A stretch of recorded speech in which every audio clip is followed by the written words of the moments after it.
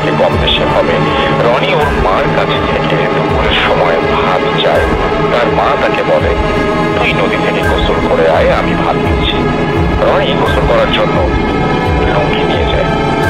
তার মা খেয়াল করলো অনেক সময় হয়ে গেল রনি এখনো বাড়িতে ফিরছে। তার মা ভেবেছিল হয়তো বন্ধুদের সাথে কোথাও গিয়েছে। এভাবে সন্ধ্যা হয়ে গেল। তখন মা তাকে খুঁজতে খুঁজতে নদীর দিকে গেল। যেতে যেতে নদীর ঘাট পর্যন্ত গেলেন। তখন তার মা দেখলেন যে ঘাটের পাশে রনির লুঙ্গি আর জুতা রনিকে কোথাও দেখা যাচ্ছে। আশেপাশে তেমন লোকজন ছিল, দুই একজনের কাছে তারা ওকে গোসল করতে দেখেছে, কিন্তু আর কিছু বলতে পারে না।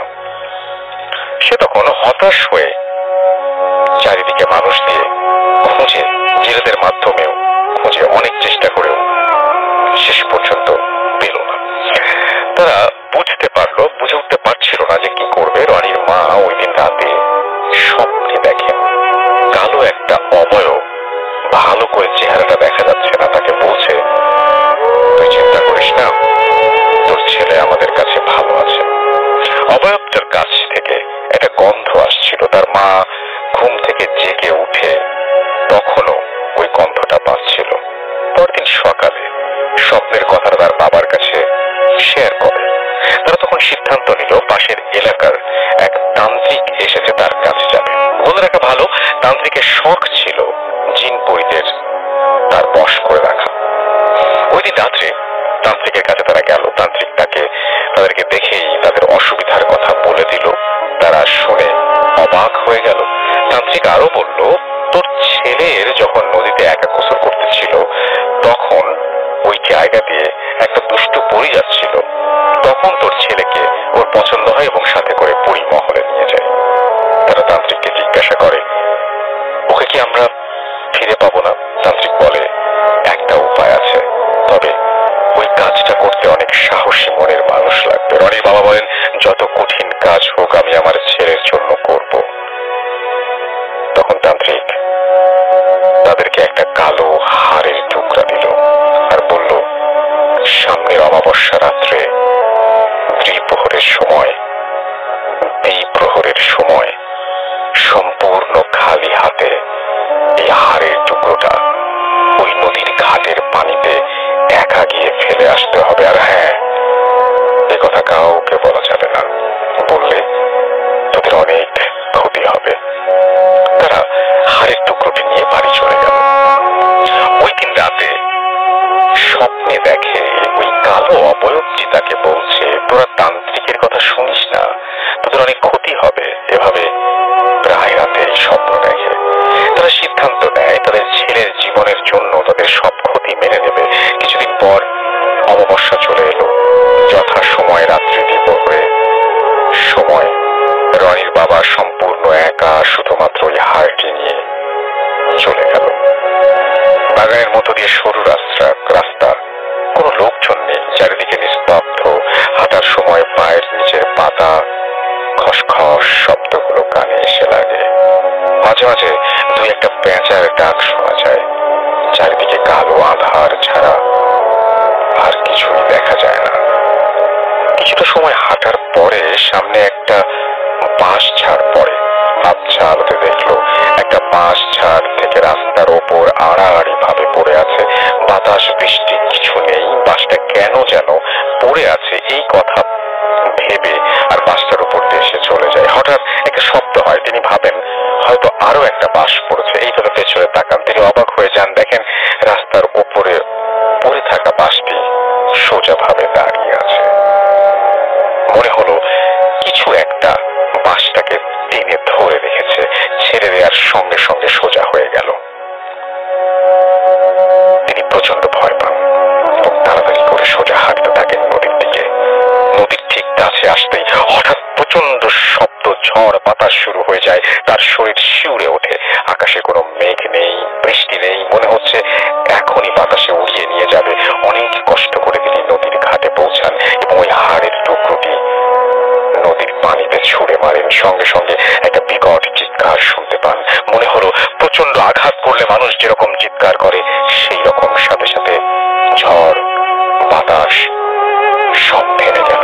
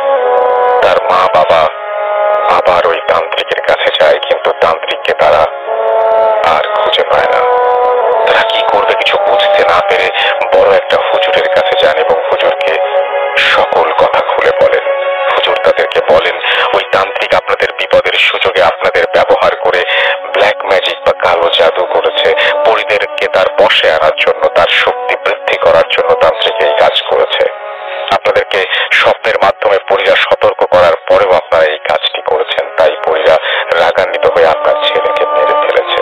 হাড়ের টুকরোটি ফেলার সময় আপনি যে চিৎকার শুনতে পেয়েছিলেন তা আপনার ছেলের চিৎকার।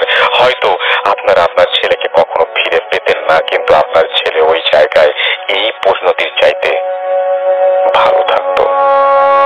এই ঘটনা শোনার পর গ্রামের সব মানুষের মধ্যে আরো আতঙ্কের সৃষ্টি হয়। সন্ধ্যার আগে সবাই যার যার বাড়িতে চলে আসেন। তারপর থেকে প্রতি অমাবস্যা রাত্রে জেলেরা মাছ ধরার সময় রনিকে ওই নদীর ঘাটে গোসল করতে দেখে। এখন আর ওই গ্রামটা নেই, নদীতে ভেঙে গেছে। সম্পূর্ণ সত্যি একটি ঘটনা, বিশ্বাস করা বা না করাটা আপনাদের ব্যাপার। জানি না কতটুকু গুছিয়ে লিখতে পেরেছি, ভুল হলে ক্ষমা করবেন। এটা আমার ভূত আশ্রমে পাঠানো প্রথম ঘটনা। ঘটনাটি পড়ে শোনাবার জন্য ধন্যবাদ। ভালো থাকবেন সবাই। আসসালামু আলাইকুম। তো এই ছিল ঘটনা, এবং ঘটনাটি খুবই অন্যরকমই আমার মনে হয়েছে। আমার মনে হয় যে আপনাদেরও ভালো লেগেছে। যদি ভালো লাগে অবশ্যই অবশ্যই আমাদের জানাবেন, এবং আমরা জানালে আসলেই খুশি হব এবং আপনাদের প্রতি কৃতজ্ঞ থাকবো। আমাদের প্রথম অতিথির কাছে চলে যাবো আমরা, এবং তার কাছে একটা ঘটনা শুনে আসবো। আপনার নামটা প্লিজ একটু বলবেন, কোথা থেকে এসেছেন সেটা বলবেন, তারপরে আপনার ঘটনায় যাবো। জি, আসসালামু আলাইকুম। মিরপুর থেকে এসেছি। তো আমার এই ঘটনাটা চট্টগ্রামের মিরসরাইতে। তো আমরা গত বছর 2018-এ জুলাই মাসে আমরা 4 জন ফ্রেন্ড মিলে ঠিক করি যে আমরা বাড়িতে ঘুরতে যাব। তো আমরা আর কি ওই সপ্তাহে আমরা ঈদের 1 সপ্তাহ পর আমরা 4 জন মিলে রওনা দিই। তো আমরা আর কি, যেহেতু আমার বাড়ি মিরসরাই, আমার টোটাল রাস্তাটা আমার আর কি চিটাগাং বাসে যাওয়া লাগে না। সো আমি ফেনী হয়ে ভেঙে আমি আর কি চিটাগাং যেতে চাই আমার বাড়িতে। তো আমরা রাত 11টার সময় আমরা বাসে উঠি। আমরা চিন্তা করেছিলাম যে আমরা হয়তো 3টার সময় আমরা পৌঁছে যাবো, ফজরের সময় পৌঁছে যাব, কিন্তু অ্যাকচুয়ালি আমরা পৌঁছে যাই রাত আর কি 8টার সময়। 8টার সময় আমরা আর কি ফেনীতে পৌঁছে যাই।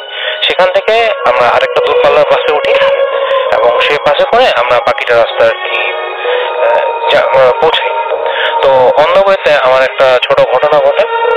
তো ঘটনা যেটা, যে আমরা আর কি দূরপাল্লার বাস যেটাতে উঠি, তো আমরা 4 জনের সিট একসাথে আমাদের পড়ে নেই। এর মধ্যে 2 জন আমরা একদম বাসের পিছের সিটে, একজন মাঝখানে আর একজন সামনে।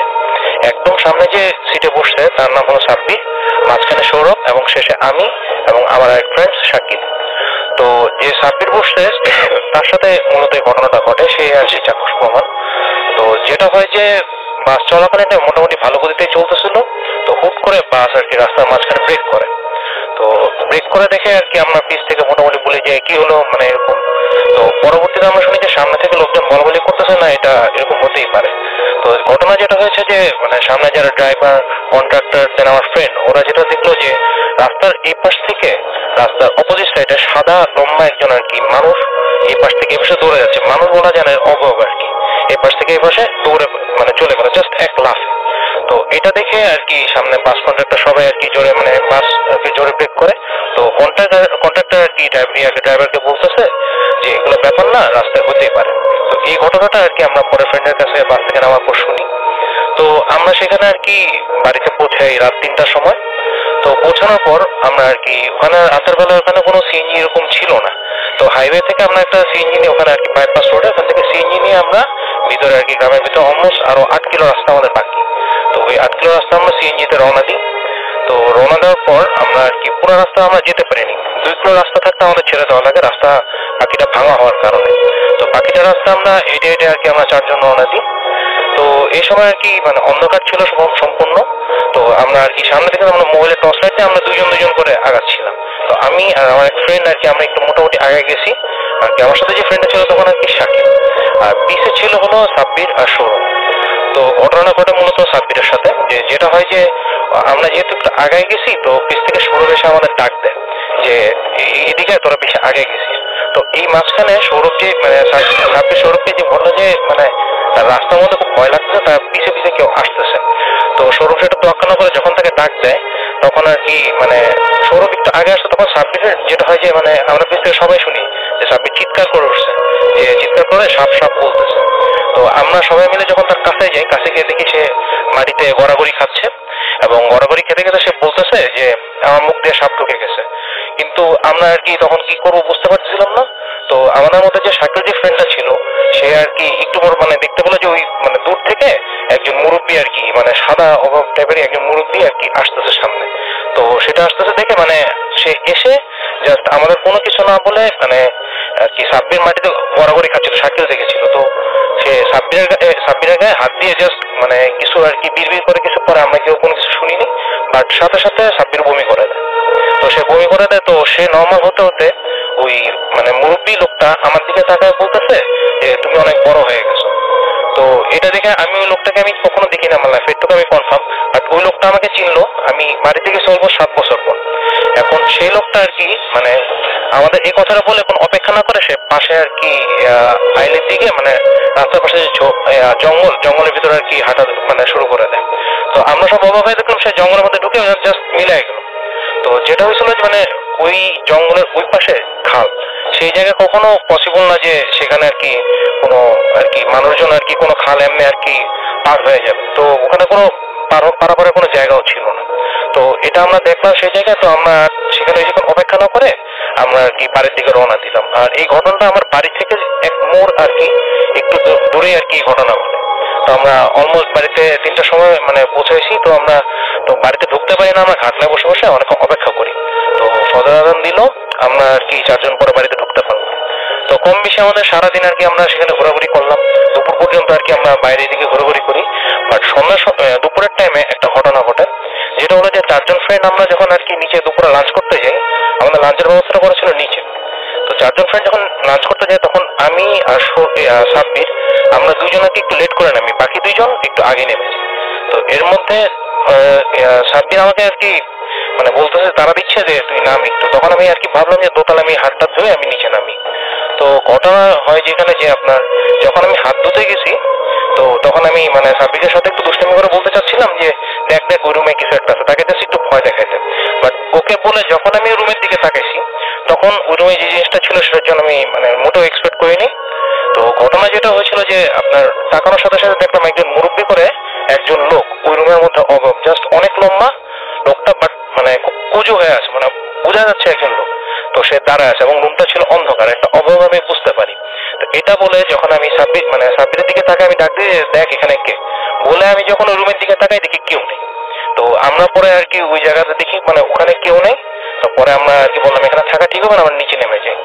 তো নিচে নেমে আমরা সেদিন দুপুরে লাঞ্চ করি। তো দুপুরের পর থেকে আমরা তখন কোনো ঘটনা ঘটে, তবে বিকালের টাইমে আমরা 4 জন ফ্রেন্ড মিলে যখন আমরা নর্মালি আর কি গল্প করতেছি তো এর মধ্যে আর কি সাব্বির ঘুমায় যায়।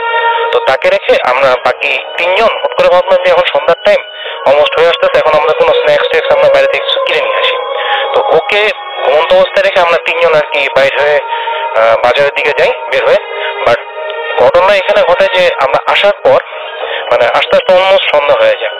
তো এই সন্ধ্যা হয়ে গেলে তখন দেখা যায় যে মানে এসব দেখি সাব্বির আর কি উঠে বসে আছে। সে আমাদের দিকে বলতেছে যে তুই যে মানে আমাদের রেখে গেলি তুই কাজটা ঠিক করস নি। তো আমি বলতেছি যে আমি তোকে রেখে গেলাম মানে তো কি হয়েছে। তো সে বলতেছে যে একজন মানে তোর দাদা সম্ভবত একজন মানে মুরব্বী করে একজন লোক আসছে, এসে আমাকে বলতেছে যে তোমাদের এখানে আসা ঠিক হয়নি, তোমরা চলে যাও, ঠিক আছে এটা বলতেছে। তো আমি বললাম যে আমার দাদা বলতেছে আমার এই বাড়িতে একজনই মানে সবচেয়ে যিনি মুরব্বী তিনি হলো মানে আমার আব্বুর বয়সে অলমোস্ট, কিন্তু উনি ওরকম ভাবে মানে অত মুরব্বী না। এবং বড় কথা হলো যে উনি সিঁড়ি বাইতে পারে না, উনি অনেক বছর ধরে সিঁড়িতে উঠতে পারে না। তো উনি নিচতলায় থাকে, কখনো উপরে ওঠে না। তো তারপরও মানে আমি বললাম যে আচ্ছা তুই দাদাকে দেখছিস, ঠিক আছে। তো আমি নিচে নেমে গেলাম, তখন আমরা মানে কোনো কিছু জিজ্ঞেস করিনি। তো সেদিন আর কি আমাদের একটা ঘটনা যেটা আমি বলতে ভুলে গেছি, যেটা হলো যে আমরা যে রুমে ছিলাম রুমের বর্ণনাটা, তো ওই বাড়িটা ছিল একটু আলিশান বাড়ি। তো ওই বাড়ির একদম ড্রয়িং রুমে আপনার 3টা ফ্রিজ ছিল এবং এক পাশের রুমে একটা ফ্রিজ ছিল আর কি। তো বাড়িটা আলিশান, তো ওই পাশের রুমে যে ফ্রিজটা ওই রুমটাতে আমরা থাকবো বলে ঠিক করছিলাম। তো ওখানে গিয়ে আমার এক ফ্রেন্ড আর কি সৌরভ, সে হুট করে ওই বাড়ির ফ্রিজটা খুলে চেক করতে যায় যে ভিতরে কিছু আছে নাকি। সে ফ্রিজটা খোলার সাথে সাথেই এক ধরনের মানে পচা গন্ধ পাইলো। তো ওই গন্ধটা পেয়ে সে মানে বলতেছে যে ফ্রিজ এরকম পচা গন্ধ কি ভিতরে। আমরা বললাম থাক, দেখার দরকার নেই, ফ্রিজটা লাগাই দে, এইগুলো যদি থাকে আমরা এই রুমে আর থাকতে পারবো না। তো সে লাগাই দেয় ঠিকই, কিন্তু তার ওই ঘটনার পর থেকে আমার এই বাকিগুলো ঘটনা যে আমি যে অবাক দেখলাম এই ঘটনাগুলো ঘটা শুরু হয়। তো এরপর আর কি আমরা বিকালের টাইম ওখানে ঘোরাঘুরি টাইম স্পেন্ড করি। বাট সন্ধ্যার সময় আর কি আমরা যখন আর কি সন্ধ্যা বলতেছি রাতে যখন আমরা ঘুমাইতে যাই, তো তখন আর কি একটা ঘটনা ঘটে। ঘটনা যেটা হলো যে আমরা চারজন আর কি, যেহেতু আমাদের দিনের বেলা এরকম আমরা দেখছি, তাছাড়া আমাদের এরকম আর কি একটা নিজেদের মধ্যে একটা সাসপেন্স কাজ করতেছে। তো সেই কারণে আমরা চারজন যেটা করলাম যে একই বেডে আমরা চারজন শুভ বলে ঠিক করি। তো এর মধ্যে আর কি আমি মোটামুটি এক ঘুম দিয়ে আর কি সকালে উঠি। বাট সকালে ওঠার পর আমাকে আমার ফ্রেন্ড যে একজন সৌরভ, সে আমাকে বলতে তুই তো সারা রাত তো ঘুমাইলি, তুই তো অত একটা টেরো পাস নাই, সারা রাত যে কি হলো। তো আমি তাকে জিজ্ঞেস করছি যে কি হয়েছে। তো সে বলতেছে যে যেটা হয়েছে যে মানে সে সজাগ ছিল, তো আমরা তিনজনই মোটামুটি ঘুম। তো হুট করে আমাদের মধ্যে সাব্বির, যে ছেলেটা সবচেয়ে বেশি ভয় পেয়েছিল, সে ঘুমের মধ্যে আর কি উঠে গেছে। উঠে গিয়ে সে বলতেছে যে চল এখন বেড়ে যাই, ছাদে যাই। কিন্তু যে ছেলে ভয়ের কারণে, সে পাশে বাথরুম ছিল, বাথরুমে যেতে ভয় পাচ্ছিল, সে বলতেছে যে না বের হই। তো সৌরভ বুঝলো যে এখানে একটা ঝামেলা, তো তাকে কতক্ষণ ঠেলা ধাক্কা দিল, একটু পর তার হুশ আসলো। হুশ আসার পর সে বলতেছে কি রে তুই আমাকে ঘুমের মধ্যে ঝাঁকাচ্ছিস কারণ কি? কিন্তু সে কিন্তু মানে তখন দাঁড়ানো অবস্থায়। তো তখন মানে তাকে কিছু বলতে যাবে, তখন পাশে যে আরেকজন শাকিল ছিল, তখন ও দেখি মানে কোনো কিছু না বলে ও দাঁড়ায় গেছে, এবং ও দাঁড়ায় কাউকে কিছু না বলে সে হাঁটা বাইরের দিকে। তো আমরা তখন আর কি মানে আমরা বলতে তখন সৌরভ আর ওই সাব্বির, তারা দুই সজাগ ছিল, তারা আর কি ওই ইয়াকে শাকিলকে ধরে কতক্ষণ মানে শোয়ানোর চেষ্টা করে, তাকে শোয়ানোর চেষ্টা করে, তাকে একটু ঠেলা ধাক্কা দিতে তারও ঘুম ভাঙে। কিন্তু সেও বলে যে কি রে তোরা আমার সাথে এমন করতেছিস। তো এখন আমি ছিলাম ঘুমে, তো তখন ওদের তিনজনের মধ্যে ওই দুইজনকে ধরছে, এখন আমি ঘুম। তো হুট করে যেটা তখন তারা তিনজন দেখে যে আমি বলে ঘুমের মধ্যে আর কি হাত পা নাড়ানো শুরু করে দিই, কথা বলতেছি যে ছেড়ে দে এরকম টাইপের। বাট অ্যাকচুয়ালি আমার এই টাইপের কোনো কিছু মনে নেই। বাট তারা বললো যে আমি টোটালি এমন করছি। তো এমন করতেছে দেখে তারা তিনজন মিলে আমার গায়ে হাত দেয়, এবং আমি বলে সাথে সাথে এরকম করা বন্ধ করে দিই, এবং তারা আমাকে ডেকে তুলে। বাট আমি এই জিনিসটা মনে করতে পারি না যে আমাকে ডেকে তুলছে কিনা, আমি একটু কথা বলে আবার ঘুমাই যাই। ঠিক আছে, তো এটা ছিল আর কি সেদিন রাতের ঘটনা। তো পরদিনে সকালবেলা যখন আর কি আমরা আর কি মানে এরকম ঘটনা হইলো, আমরা বলতেছি যে একজনকে তোরা কি মানে যেরকম দেখছিস, যে সবচেয়ে বেশি ভয় পাইছে তাকে বলতে তুই কিছু দেখছিস নাকি? সে বলতে হ্যাঁ আমি একটা স্বপ্ন দেখছি। বলে যে স্বপ্নে কি দেখছিস? তো সে বলতেছে যে মুরব্বি করে একজন বৃদ্ধ যে দাদু আসছিল, দেখছিলাম আমি, সেই দাদু সবার গায়ে হাত দিয়ে দিয়ে বলতেছে যে তোমাদের এখানে আসা ঠিক হয় না, তোমরা চলে যাও, এটা বলতেছে। তো আমরা আর কি সেই ঘটনা শোনার পর আমরা সেদিন সারাদিন আর তেমন ওয়েট করিনি। তো আমরা দুপুরের টাইম যখন আমরা বেরোতে যাই, তখন আর কি নিচে আমাদের দাদু ছিল। তো উনি বলতেছে এসে যে মানে মানে যে ভয় পাইছে সবচেয়ে, তাকে বলতেছে যে তোমাকে রাতে ধরছে না। তো এখানে আমাদের চারজনের মধ্যে যে কাউকে বলতে পারতো, কিন্তু ওকে বলতেছে এই জন্য মানে দেখে মনে হচ্ছে তখন দাদু তাকে বলতেছে এগুলো ব্যাপার না, আমাদের এখানে এরকম হয়, আমরা কম বেশি দেখি, এটা কোনো অসুবিধা নেই। তো এখানে আমার যেটা বলার যে দাদাকে আমরা দেখছি, সেই দাদা হলো আমার একটু দূর সম্পর্কে, এবং ওনারা 3 ভাই ছিল। এবং ওনাদের এখানে ট্র্যাজেডি যেটা হলো যে উনি সবার বড় ছিল, ওনার যে সবচেয়ে ছোট ভাই ওনার ছিল বাড়ি, উনি ওই জায়গায় একটা আলিশান বাড়ি বানাইছে, বাট কেউ বাড়িতে থাকে না। ওনার মেজো ভাই ওখানে নিচতলায় আর কি ওখানে থাকতো, এখন মোটামুটি আর কি মানে মেজো দাদা উনি অন্য আরেক জায়গায় থাকে। তো যে বড় দাদা ছিল উনি মূলত থাকতো। তো যে ঘটনাটা হয়েছে যে বড় দাদা একটা ট্র্যাজেডিতে মারা যায়, তাও অলমোস্ট 4 বছর আগে। যেটা ছিল যে ওনার টাকা পয়সার অভাব ছিল প্রচন্ড। তো উনি যেটা হয় যে একটা টাইমে একটা জায়গায় ধার করতে যায়, এবং উনি ধারটা করতে পারেনি। তো সেই কারণে উনি একটা কষ্ট নিয়ে সে আর কি মারা যায়। এখন আমরা সবাই এটা ধরে নেই যে উনি এভাবে মারা যায়। তো তারপর থেকে ওই বাড়িতে আমরা কেউ আর থাকি না। আমি অলমোস্ট 7 বছর পর গেছি, বাট লাস্ট টাইম ওই বাড়িতে যারা থাকছে তারা অলমোস্ট 4 বছর আগে আর কি। তারপর কি আমরাই ফার্স্ট ওখানে ছিলাম। তো এই ছিল আমার ঘটনা। Thank you so much. আপনাকে আপনার ঘটনার জন্য অনেক ধন্যবাদ। এবং আমি দেখতে পাচ্ছি যে অনেকেই আমাদের লিখছেন অনেক কিছুই।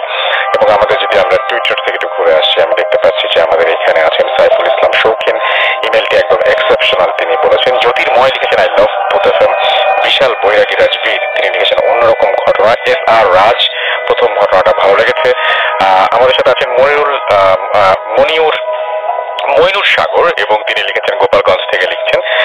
এবং আমাদের সাথে আরো অনেকে আছেন, জুলহাস নেইমার আমাদের সাথে আছেন, কুয়াকাটা থেকে শুনছেন তিনি। হালকা শীতের আগমনে ভূত এফএম দারুণ লাগছে। তাই নাকি?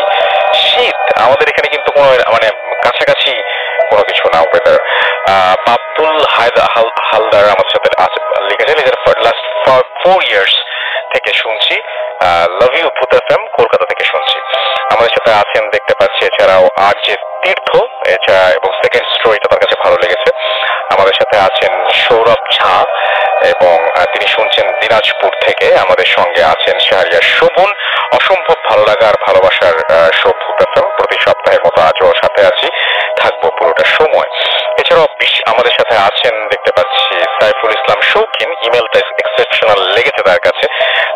এছাড়াও সোহানুর রহমান, লাভ ইউ ভূত এফএম লিখেছেন, AH হিমেল, আই লাভ ভূত এফএম। আছেন আমাদের সাথে কাচারিপাড়া গুরুদাসপুর নাটোর থেকে শাহরিয়ার শোভন। এছাড়াও জুনায়েদ আহমেদ জিহাদ আছেন আমাদের সাথে, ইমেলটা তার কাছে খুবই ভালো লেগেছে। হাসানুল মুবিন আমাদের সাথে আছেন। আমাদের সাথে আছেন অভিমানী সোহান, সজন আহমেদ আমাদের সাথে আছেন। এছাড়াও আছেন আমাদের সাথে আরো অনেকেই, TR নিলয় আমাদের সাথে আছেন। আমাদের সাথে আছেন আরো অনেকে। থ্যাংক ইউ সো মাচ আমাদের সঙ্গে থাকার জন্য। এছাড়াও ভূত এফএম এর যে পেজ, সেই পেজটাতেও অনেকে আছেন দেখতে পাচ্ছি। নাহানুর ইসলাম আমাদের সাথে আছেন। এছাড়াও আছেন আমাদের সাথে দেখতে পাচ্ছি আকাশ আহমেদ, এবং আমাদের সাথে আছেন দেখতে পাচ্ছি এছাড়াও রিয়াদ এবং রক্তিম সীমান্ত আমাদের সাথে আছেন, সাতক্ষীরা থেকে শুনছেন তিনি। PM আল হোসেন মাসুম আমাদের সাথে আছেন এবং তিনি দোহার থেকে শুনছেন। মৌসুমী রহমান আমাদের সাথে আছেন, MD সানোয়ার হোসাইন আমাদের সাথে আছেন, ফরহাদ SF আমাদের সাথে আছেন, MD তানভীর আলম সবুজ আমাদের সাথে আছেন, সজল আমাদের সাথে আছেন, বিন ইসান রিপন আমাদের সাথে আছেন। আমাদের সাথে আছেন শেষ কাব্য তুমি, মুস্তাকিন সরকার জয় আমাদের সাথে আছেন। আমাদের সাথে আছেন রনি আহমদ এবং দেখতে পাচ্ছি রেনিসা তাসনিম আনিকা আমাদের সাথে আছেন। শাহরিয়ার হোসাইন আছেন, আমাদের সাথে আছেন অন্তর হোসাইন। এছাড়াও আছেন রেইবন এবং আমাদের সাথে আছেন নিলয় শিশির। KH তানজি আমাদের সাথে আছেন। আমাদের সাথে আছেন ইভান হীরা। এছাড়াও আরিফুল ইসলাম আমাদের সাথে আছেন, রাকিব রেজওয়ান আমাদের সাথে আছেন। আমাদের সাথে আছেন বেখাল স্টেশন সহ আরো অনেকে। আপনারা এই সপ্তাহে বা আপনারা যদি এই বছরে মাঝে মাঝে আমাদের বলেন যে অমুক জন এসেছিলেন, সেই এপিসোডটা মিস করেছি, শুনতে চাই, তো আপনাদের যদি এরকম কোনো এপিসোড মিস হয়ে যায় বা সেটা আমাদের মানে এই বছরের যদি কোনো একটা স্পেশাল ভিডিও আপনি আমাদের ফেসবুকের পেজে বা আমাদের ইউটিউবেও আমরা আপলোড করি, সেরকম কোনো স্টোরি যদি আপনি আবার শুনতে চান বা স্পেশাল কোনো এপিসোড চান, তাহলে অবশ্যই আমাকে জানাতে পারেন এবং কার কোনটা পছন্দ সেটা জানিয়ে আমাদের কাছে লিখলেই হবে। আমরা ট্রাই করব সেটা আপনাদেরকে আবার শোনানোর জন্য। আমরা যেটা এখন করবো সেটা হচ্ছে একটা ছোট্ট বিরতিতে যাবো, বিরতির পরে আবারও ফিরে আসবো। সেই পর্যন্ত আমাদের সঙ্গেই থাকুন। Stay tuned for your food FM and your food day. বিকালে জ্যামের বাতাস খেতে খেতে বাসায় চলে এসেছি আর রিয়েলাইজ করলাম লাইফটা একটা গানের মতোই। নেসক্যাফেতে সিট দিতে দিতে মনে হলো সময়টা এখন নতুন ভাবে দেখার, নতুন করে জানার। তাই সাড়া দাও আর সামনে এগিয়ে যাও। আর এই কথাগুলো নিয়েই নেসক্যাফের গান, লাইফটাকে নিজের মতো করে বানানোর গান। চলুন শুনে আসি। এক একটা ভোরে নিজের সাথে লড়ে রোদ হাসে তুমুল ঝাসে, চলে কফির করা চুমুক, আটটাটা চুমুক সম্ভাবনা তীরে।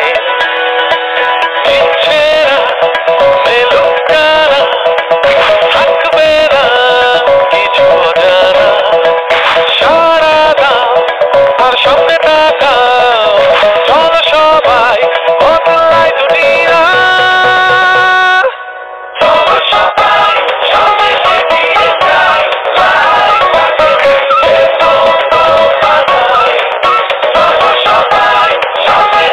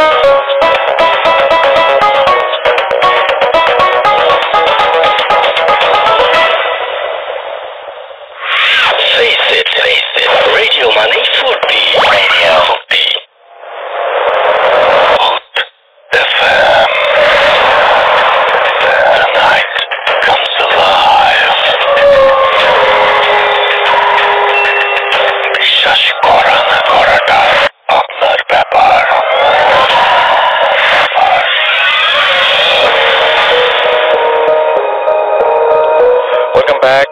শুনছেন আমি রাসেল আজের সাথে এবং চলছে ভূত এফএম। ঘড়িতে সময় এক্স্যাক্টলি রাত 12টা বেজে 32 মিনিট। আমাদের সঙ্গে আরো একজন অতিথি আছেন, আমরা সরাসরি তার কাছে চলে যাব এবং তার কাছ থেকে একটা ঘটনা শুনে আসবো। আশা করছি এই ঘটনাটা আপনার ভালো লাগবে।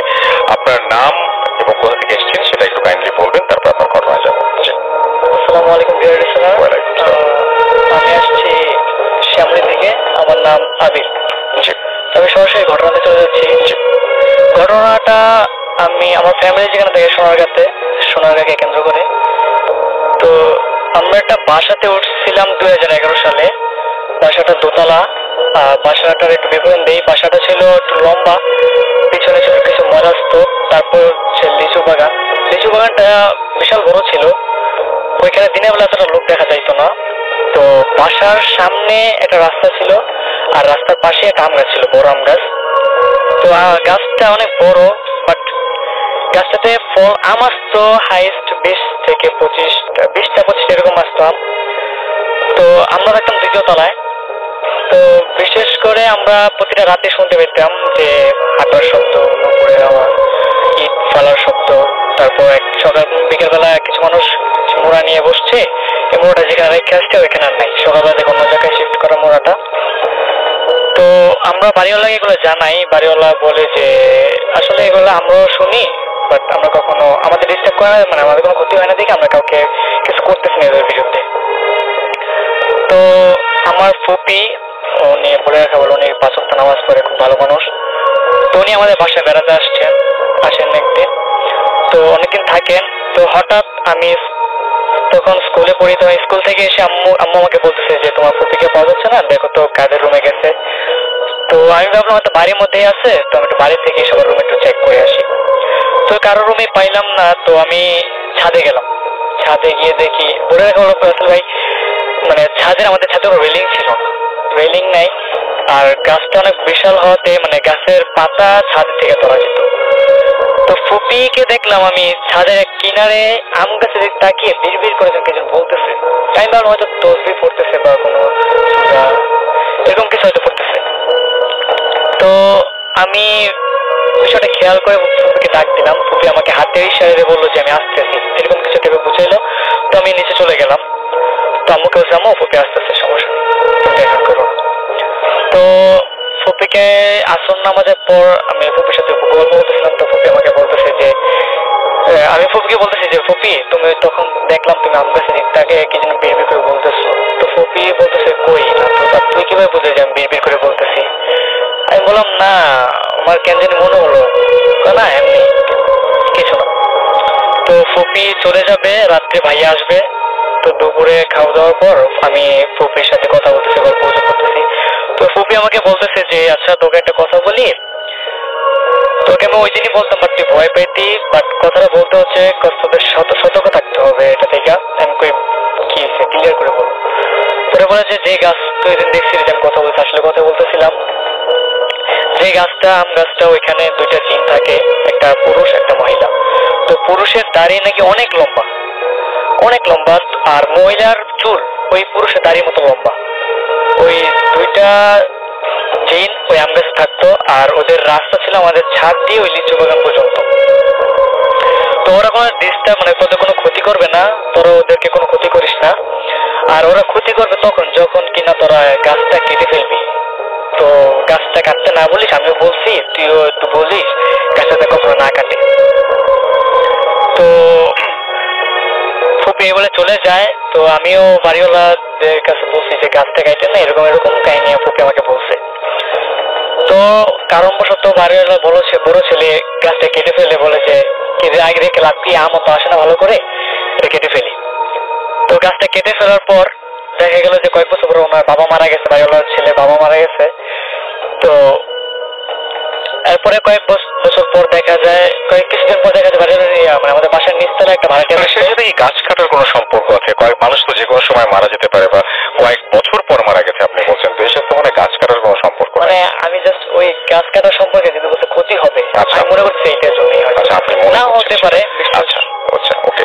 তারপর আমাকে আমি নিচে বাড়ির ভাড়াটিয়া থাকতো, তো উনি ওনার ছোট ছেলেকে নিয়ে ছাদে উঠছে কাপড় শুকাতে রোদ্রে। তো উনি কাপড় শুকাইতে মানে ছড়াইতেছে, আর এমন সময় একটা আওয়াজ শুনলো, তো দেখলো যে ছাদের মধ্যে তার ছেলেটা নাই। আচ্ছা, পরে গিয়ে দেখে যে ছেলেটা নিচে পড়ে আছে। ভাগ্য ভালো যে নিচে বালু ছিল, বালুতে পড়ছে।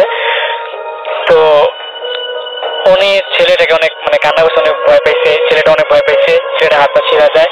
তো সবাই বলে যে ছেলে বাচ্চাদের সাথে নাকি ফেরেস্তা থাকে, হয়তো ফেরেস্তারা ওকে সেভ করছে। তো উনি একটা কবিরাজের মানে হুজুরের কাছে যায়, হুজুর তাকে পানি দেয়, ঝাড়ফুঁক করে, আর বলে যে ওই ছাদ থেকে নাকি আরো 7 জন পড়বে। এখনো 2 জন নাকি 1 জন পড়ছে।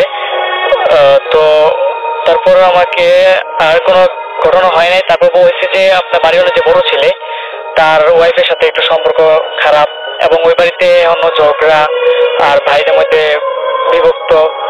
আর ওই দেশ তো আমার কারণবশত বাড়িটা ছেড়ে দেই। তো এই ছিল ঘটনাটা।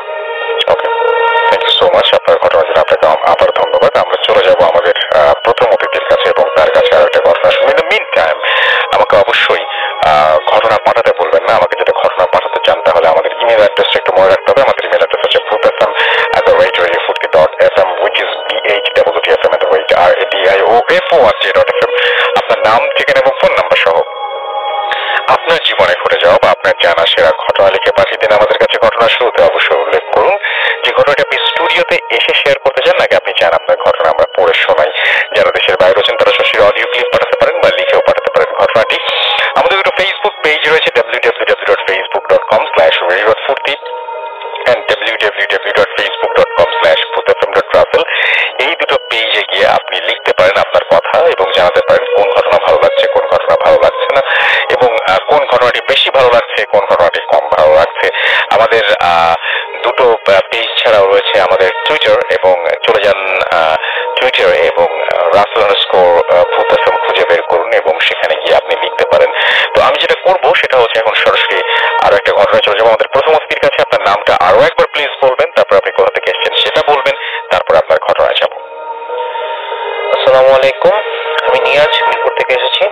তো আমার এবারের ঘটনাটা আমি একজনের কাছ থেকে মানে 2 জনের কাছ থেকে আমার শোনা, এবং আমি এই ঘটনা শোনার পর আমি ঘটনাটা মানে সত্যি কিনা সেটার জন্য মানে ওখানে যে হুজুর মানে উনি অনেকদিন ধরে ছিল, ওনার সাথে আমি কথা বলছি। উনি বলেছে যে এটা এই ঘটনাটা ঘটেছে। তো ঘটনাটা হলো 2001 কি 2003 দিকে আপনার ঘটনা ঘটে মিরপুরে ওখানে এক কলোনিতে। তো ঘটনার সময়টা ছিল কি আপনার তখন কুরবানির সময়টা। তো তখন মানুষজন আর কি 3-4 দিন আগে ওখানে আর কি কলোনির মাঠে গরু রাখে। তো ওখানে গরু রাখে এখন সেখানে আর কি আপনার মানে একজন লোক মানে ওই জায়গায় কলোনির একজন বাসিন্দা, উনি মানে অলমোস্ট 3 দিন আগে গরু নিয়ে আসে, এবং গরু নিয়ে এসে উনি আর কি ওখানে খুঁটিতে বেঁধে রাখেন আর কি ওখানে মাঠে খুঁটিতে। তো ওখানে খুঁটিতে রাখাকালে মানে আরো অনেকে আর কি পরে গরু নিয়ে আসে, এবং এইখানে গরু নিয়ে আসার পিছনে এখানে ঘটনা যেটা ছিল যে আপনার মানে গরুর ক্ষেত্রে একটা জিনিস একটু অ্যাবনর্মাল ছিল, যেটা হলো যে যখন ওই লোকটা গরু নিয়ে আসে, গরুটা ছিল অনেক বড় সড়ো কালো গরু। তো সেই গরুটা আর কি অলমোস্ট আর কি ওই লোক ওনার পিছে হাঁটতে আসছে, এবং জিনিসটা এমন যে উনি যেদিকে মন নিছে কোনো দড়িতে চান ওনার পিছে হাঁটতে আসছে তো এখানে আসার পর আর কি ঘটনা যেখান থেকে শুরু হয় যেটা হলো যে আপনার সেই দিন রাত থেকে আর কি আপনার ওই এলাকাতে আপনার মানে রাতের বেলা আর কি সবাই গরু এরকম রেখে যেত, সবাই আর কি এমনি কলের সামনে কথা রাতে মাঠে গরু রেখে যেত, এবং পরদিন উঠে দেখতো যে একটা কি দুটা করে গরু নেই। তো এভাবে ঈদের আর কি 3 দিন আগে ঘটনা ঘটে, 2 দিন আগে ঘটনা ঘটে।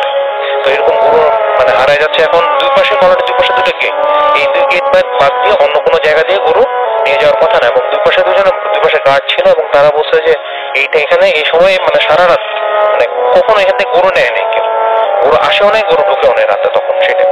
তো সেই কারণে মানে ওনারা এখানে ভেরিফিকেশন দেয়, এবং ঈদের দিন আগের রাতে তো কলোনির লোকজন যখন দেখতেছে গরু আর কি এরকম হারা যাচ্ছে, তো তারা বলতেছে যে এখানে যে গার্ড আছে গার্ডকে একটু বলে রাতে সারা পাহারা দেয়, দেন এখানে হুজুর যে আছে ওনাকে একটু বলে রাখি। তো মানে ওই মাঠটা ছিল এক্স্যাক্টলি মসজিদের সামনে।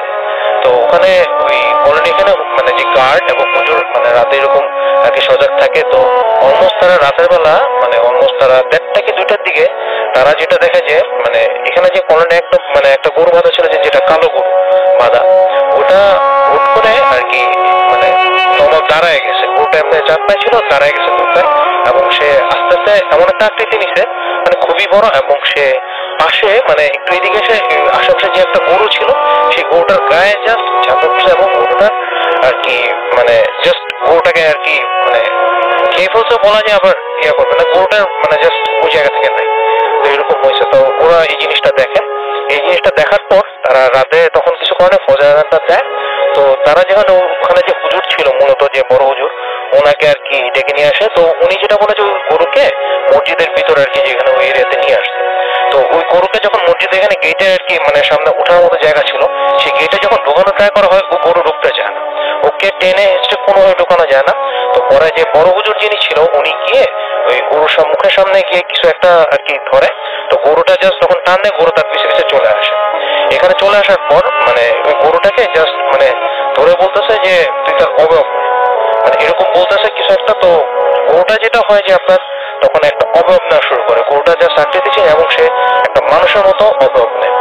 তো সে অবয়ব নেওয়ার পর তাকে বলা হয় যে তুই কেন আসছিস এরকম, সে কিচ্ছু বলে না, তাকে মানে কোনো কিছু বলা হয় না। তো শেষ পর্যন্ত তাকে ফোর্স করে আপনার বোতলে বন্দি করা হয়। তো বোতলে বন্দি করে এখন তাকে মানে কোথায় কি করবে, তখন তারা যেটা ঠিক করে যে ওই মসজিদেরই এরিয়ার একটা জায়গায় মানে এখানে এখনো কেউ বলতে পারে না কোন জায়গাতে, সেই এরিয়াটা অনেক মাটির নিচে সেই বোতলে মানে ভরে সেই মাটির নিচে এখানে মাটি চাপা দিয়ে দেয়, এখনো স্টিল আর কি আছে। এখন ওই এলাকার লোকজন কম বেশি সবাই এই ঘটনাটা জানে। ওকে, সো থ্যাংক ইউ, এটাই ছিল আমার ঘটনা। থ্যাংক ইউ সো মাচ আপনার ঘটনার জন্য, আপনাকে অনেক ধন্যবাদ। এবং আমরা চলে যাব এখন রেডিও ফুর্তির পেজে, এবং রেডিও ফুর্তির পেজে আপনারা যারা লিখছেন মানে ফেসবুক পেজে আর কি, সেখান থেকে কিছু পড়ে শোনাবো এবং আশা করছি যে এইখানে অনেকেই আছেন, হ্যাঁ অনেকেই আছেন দেখতে পাচ্ছি। এবং আমি দেখছি যারা লিখছেন তাদের মধ্যে আছেন MN নিশাত রহমান, তিনি লিখেছেন যে হ্যালো রাসেল ভাই, অনেক ভয় পেয়েছি, শুনছি জামালপুর থেকে। মুস্তাফিজুর রহমান আমাদের সাথে আছেন এবং আজকে প্রথম তিনি কমেন্ট করলেন, না তিনি লিখেছেন হচ্ছে আমি রাখাল চট্টগ্রাম থেকে শুনছি। মুন্না মাহমুদ আমাদের সাথে আছেন এবং তিনি হচ্ছে নিয়মিত ভূতাশ্রম শুনি, আজ প্রথম কমেন্ট করলাম ঢাকা সাভার থেকে। এমনি মেহেদী হাসান সানি, ইমেলটা বেস্ট ছিল সেটা তিনি জানিয়েছেন। সাকিবুর রহমান আছেন আমাদের সাথে, চিটাগং থেকে শুনছেন তিনি। শাহাদুল ইসলাম আমাদের সাথে আছেন এবং আমাদের সাথে আছেন ইরফানুল ইসলাম ইফাত আমাদের সাথে আছেন দেখতে পাচ্ছি। এমডি ইমরান নাজি, এমডি ওয়ালিদ আমাদের সাথে আছেন। আচ্ছা, এছাড়াও আছেন দেখতে পাচ্ছি এমডি মিরাজুল ইসলাম সোহান, সাদিয়া খন্দকার আমাদের সাথে আছেন। সুফল রাজ আছেন আমাদের সঙ্গে আছেন এমডি রাকিব হোসেন, সারওয়ার হোসেন আমাদের সাথে আছেন শরাফত রহমান, আছেন হারিস জে। এছাড়াও এমডি আব্দুল্লাহ বরিশাল থেকে আমাদের সাথে আছেন আদ্রিতা আফরিন এবং আমাদের সাথে আছেন দেখতে পাচ্ছি মিঠু চাই। এছাড়াও আছেন আমাদের সাথে দেখতে পাচ্ছি আইনুল হক আছেন আমাদের সাথে দেখতে পাচ্ছি হিমাল, আচ্ছা আমাদের সাথে প্রিন্স। এছাড়াও আমাদের সাথে আছেন দেখতে পাচ্ছি মশিউর রহমান অভি আছেন আমাদের সাথে দেখতে পাচ্ছি মুস্তাফিজুর রহমান শাওন আমাদের সাথে আছেন দেখতে পাচ্ছি তোমার। এছাড়াও রবিউল আওয়াল সৌরভ, এছাড়া আমাদের সাথে আছেন দেখতে পাচ্ছি কুমার গৌরাঙ্গ রয়, এছাড়াও আছেন আমাদের সাথে শাহাদাত ইসলাম সহ আরো অনেকে। এবং শাহাদাত ইসলাম বলেছেন যে দ্বিতীয় অতিথির ঘটনাটা তার কাছে ভালো লাগেনি এবং তিনি খুব সারপ্রাইজ। আচ্ছা ওকে, আমাদের সাথে আছেন আরো অনেকেই এবং আমি দেখতে পাচ্ছি যে এইখানে যারা লিখছেন ভূতাশ্রমের পেজে তাদেরটা তো আসবো, তার আগে একটু দেখি যারা টুইটারে আছেন। আমাদের সাথে সাব্বির হাসান আমাদের সাথে আছেন, ময়মনসিংহ থেকে শুনছেন তিনি। আবিদ আহমেদ ফারহান আমাদের সাথে আছেন, এছাড়াও আছেন আমাদের সাথে দেখতে পাচ্ছি SR রাজ, দুর্জয় রয় আমাদের সাথে আছেন রূপম সরকার, অভিমানী সোহান আমাদের সাথে আছেন এছাড়াও আমাদের সাথে আছেন দেখতে পাচ্ছি জুলকার নাইন আছেন আমাদের সাথে, তাহসিন তাহমিদ, এছাড়াও সামিহা আমাদের সাথে আছেন দেখতে পাচ্ছি তানজির ইসলাম ইমন, রিফাতুল ইসলাম আমাদের সাথে আছেন দেখতে পাচ্ছি। এছাড়াও মিনহাজুল ইসলাম মামুন আছেন আমাদের সাথে, সহজ আহমেদ, আখলাক আহমেদ আমাদের সাথে আছেন, এছাড়াও আছেন আমাদের সাথে কাইসার এম জুয়েল সহ আরো অনেকে। থ্যাংক ইউ ভেরি মাচ যারা আমাদের সঙ্গে আছেন এবং আমার মনে হয় যে আমাদের আরো একটা বিরতি নেওয়ার সময় হয়ে গেছে। তো বিরতি নেওয়ার পরে আবারও ফিরে আসছে আপনাদের কাছে, সেই পর্যন্ত আমাদের সঙ্গেই থাকুন। Stay tuned radio Foorti FM and do ফুর্তি। শুনছেন Ohai Anthem exclusively on Radio Furti 88 FM.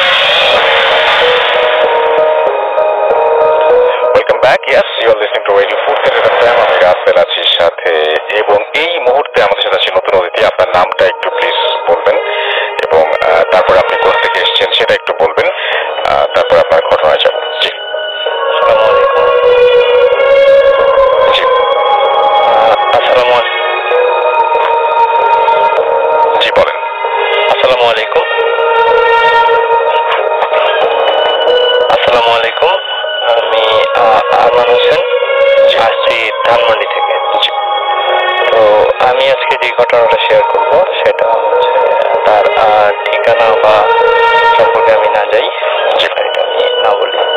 তো আমি সরাসরি ঘটনায় চলে যাচ্ছি, প্লিজ। তো ঘটনাটা শুরু হয় আমাদের সাথে এই আগস্ট মাস থেকে।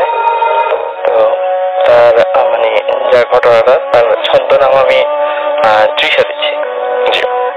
তো তৃষা হঠাৎ করে মানে সাডেনলি অসুস্থ হয়ে পড়ে। তো তাকে হাসপাতালে নিয়ে যাওয়া হয়। হাসপাতালে ডাক্তার বলে যে অ্যাপেন্ডিসাইজের অপারেশন করতে হবে। তো দেন অপারেশন করার পরে 4 দিন পরে তাকে বাসায় নিয়ে আসা হয়। বাসায় নিয়ে আসার পরেই আসলে মেইন সমস্যাগুলো শুরু হয়। মেইন সমস্যাগুলোর মধ্যে প্রথম দেখা যায় যে সে নিজের সাথে নিজেই কথা বলা স্টার্ট করতো, লাইক নিজে কথা বলতে, একা থাকা পছন্দ করতো। তো আস্তে আস্তে এই ব্যাপারগুলো আসলে একটু বাড়তি দিক নেয় আর কি। যেমন দেখা যেত আস্তে আস্তে তার হাত পা বাঁকা হয়ে যেত, বা হাত পা আকস্মিকভাবে বাঁকা হয়ে যেত, যেটা আসলে নর্মাল না। তো এইটা তার বাবা মারা খুব ভালোভাবে খেয়াল করে। তারা 2 ডাক্তারের পরামর্শ নেয়। ডাক্তার বলে যে ওর অপারেশনের কারণে শরীর দুর্বল, তো আস্তে আস্তে এটা ঠিক হয়ে যাবে। তারা স্যালাইন দিয়ে রাখে বা যে কোনো একটা সলিউশন দেয় নর্মাল। তো তারপরেও এটা আসলে নেক্সটে ঠিক হয় না। এটা আসলে আরো গভীর আকার ধারণ করে। যেমন ও নিজের চুল নিজে টানাটানি করতো, হাত বাঁকা করে ফেলতো, নিজের গলা নিজে চাপ দিয়ে ধরতো। তো এইসব কাহিনী পরে আসলে ওর ফ্যামিলি ডিসিশন নেয় যে ওরা ভালো একজন হুজুর বা কারো পরামর্শ। তো বিভিন্ন জায়গা থেকে 3-4 জন হুজুরকে আনা হয়। তো তারা যখন তৃষাদের বাড়িতে আসে, তৃষাদের বাড়িতে আসার পরে আসলে ওরা হুজুরা বাড়িতে ঢোকার সাথে সাথে তৃষার রিয়েকশনটা থাকে যে আপনারা কেন আসছেন, আপনারা এসে কোনো লাভ হবে না, এই মেয়ে আমাদের অনেক বড় ক্ষতি করে ফেলেছে। মানে লাইক এই কথাগুলো আসছে সরাসরি তৃষার মুখ থেকে। তার ভিতরে কোনো কিছু ইন হয়ে যায়, এই জন্য হয়তো বা এরকম কথাবার্তা আসে। তো হুজুর বলতেছে যে আচ্ছা আমরা বসে কথা বলি, দেন দেখা যাবে। তো তারা একটা বাড়ির মাঝখানে একটা আসনে বসে। আসনে বসার পরে হুজুর তৃষাকে সালাম দেয় যে সমস্যা কি, আপনি কেন আসছেন, এই মেয়ের ভিতরে কেন আসছেন। তো তখন তৃষার মুখ থেকেই আসলে কথাটা বের হয় যে এই মেয়ে আমাদের অনেক বড় ক্ষতি করে ফেলেছে। 3 বছর আগে এই মেয়ে একটা জায়গাতে আমার ফ্যামিলির এক মেম্বারকে মেরে ফেলেছে। তো তখন হুজুর আসলে কিউরিয়াস মাইন্ড থেকে জিজ্ঞেস করলো যে আসলে ব্যাপারটা আমাকে খুলে বলেন, আমি আসলে ব্যাপারটা না জানলে তো এটা সলিউশন করতে পারবো না। তো তারপর হুজুর অনেক চেষ্টা করে আসলে ব্যাপারটা বের করে। তখন তৃষা মুখ থেকে তৃষাই বলতে থাকে যে আসলে ব্যাপারটা হয়েছে 3 বছর আগে তার এক ফ্যামিলি মেম্বারের বিয়ের সময়। তো তারা বরযাত্রী হিসেবে যাচ্ছিল, যাওয়ার সময় যে কোনো কারণে রাস্তায় গাড়ি আটকানো হয়, আটকে তাদেরকে একটা সেফ জোনে রাখা হয়। তো ওই এলাকাটা ছিল একেবারে নির্জন। বলতে গেলে ওই এলাকায় কিছু হিন্দু বাড়ি আছে একটু দূরে দূরে, লাইক 1/2 কিলোমিটার দূরে হিন্দু বাড়ি, আর মাঝখান দিয়ে শুধু বাগান। তো একপাশে দাঁড়ানো অবস্থায় তখন এরকম কোনো কিছু ফিলই হয় নাই যে এরকম কোনো কিছু হয়েছে। তখন নাকি ওই যারা তৃষার সাথে আছে তাদের কোন এক ফ্যামিলি মেম্বারকে তৃষা গলার মধ্যে পা দিয়ে দাঁড়িয়েছিল। তো তারা অনেক চেষ্টা করার পরেও তৃষার হাত থেকে আসলে ওই তাদের ফ্যামিলি মেম্বারকে ছাড়িয়ে আনতে পারেনি। তো তারা তখন থেকে তৃষার সাথে আছে। তৃষা তখন অনেক ছোট ছিল, আর দেখতেও তেমন সুন্দর ছিল না বা লুক্রেটিভ ছিল না। তো তারা এটা নিয়ে অপেক্ষা করে আসলে তৃষা কখন একটু লুক্রেটিভ হবে বা তাকে তার ক্ষতি করা পসিবল হবে। তো তারা সুযোগটা পেয়েছে অপারেশনের পর থেকেই। মানে অপারেশনের পরে যখন তার শরীরটা দুর্বল হয়ে যায় তখন থেকে আসলে তাদের অত্যাচারটা শুরু হয়।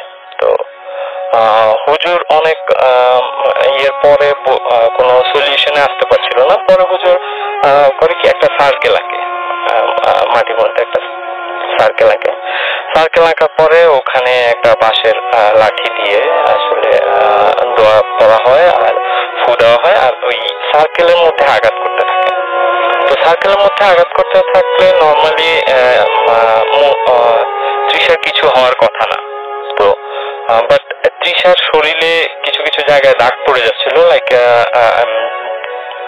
অনেক জোরে কাউকে আঘাত করলে যেরকম একটা দাগ পড়ে যায় শরীরে, ব্যাপারটা ওরকম আর কি, ওরকম দাগ পড়ে যাচ্ছিল।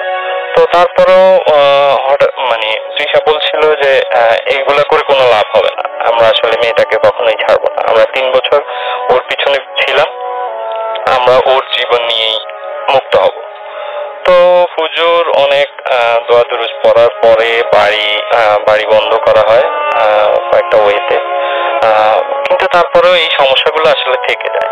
ঠিক আছে, তারপরে আমাদের বাড়ি মানে জিসাদের বাড়ির পাশে এক মাদ্রাসা আছে, ওই মাদ্রাসার এক হুজুরকে আনা হয়। ওই হুজুর পরে আসার পরে আবার ব্যাপারটা আবার টোটাল শিওর হয়। শিওর হওয়ার পরে বলে যে কি হলে আপনারা এই মেয়েকে ছাড়বেন। তো তাদের একটাই কথা যে আমরা কোনোভাবেই তাকে ছাড়া হবে না, আমরা এই মেয়ের জীবন নিয়েই তবেই মুক্ত হব। তো তারপরে ওই হুজুর আসলে অনেক দোয়া দুরুজ পড়ার পরে মোনার ভিতর থেকে তৃষার ভিতর থেকে আসলে ওগুলোকে বোতল বন্দি করা হয়, যেটা বোতল বন্দি করার পরে মাটিতে পুঁতে ফেলা হয়। এখন নর্মালি একটু ব্যাপারটা নর্মাল আছে, এখন একটু সমস্যা কম হচ্ছে, বাট মাঝে মাঝেও একটু সমস্যা হয় আর কি। এই ছিল আমার ঘটনা। ধন্যবাদ। থ্যাংক ইউ সো মাচ আপনার ঘটনার জন্য, আপনাকে অনেক ধন্যবাদ। আমি অনেকদিন আগের একটা স্টোরি পেলাম খুঁজতে, আমি জানি না যে স্টোরিটা পড়েছি কিনা, কিন্তু আমি যদি পড়ে থাকি তাহলে আমার কেন যেন মনে হচ্ছে যেটা আমি পড়িনি। যদি মিস করে ফেলি তাহলে মানে বিরাট মিস, সো আমি বরং এটা পড়েই ফেলি। আজকে আমাদের হাতে যেহেতু একজন মাত্র গেস্ট আছে, সুতরাং সময়ও আছে, আমি একটু পড়ে ফেলি। তো লিখছেন, আসসালামু আলাইকুম রাসেল ভাই, আশা করি ভালো আছেন। আমি রাজশাহী থেকে নাহিদ আফরান, একজন স্টুডেন্ট, তাই সঙ্গত কারণেই রাজশাহী থেকে স্টুডিওতে গিয়ে শেয়ার করা আমার পক্ষে সম্ভব না। এবং তিনি তারপরে লিখছেন যে যদি ঘটনা ভালো লাগে তো পড়ে শোনানোর অনুরোধ রইল। ঘটনাটি এখন থেকে 2 বছর আগে আমার নিজের জীবনে ঘটে যাওয়া মর্মান্তিক একটি ঘটনা। শুরুতেই বলে রাখি, আমি ছোটবেলা থেকেই এসব অলৌকিক বিষয় নিয়ে ইন্টারেস্টেড এবং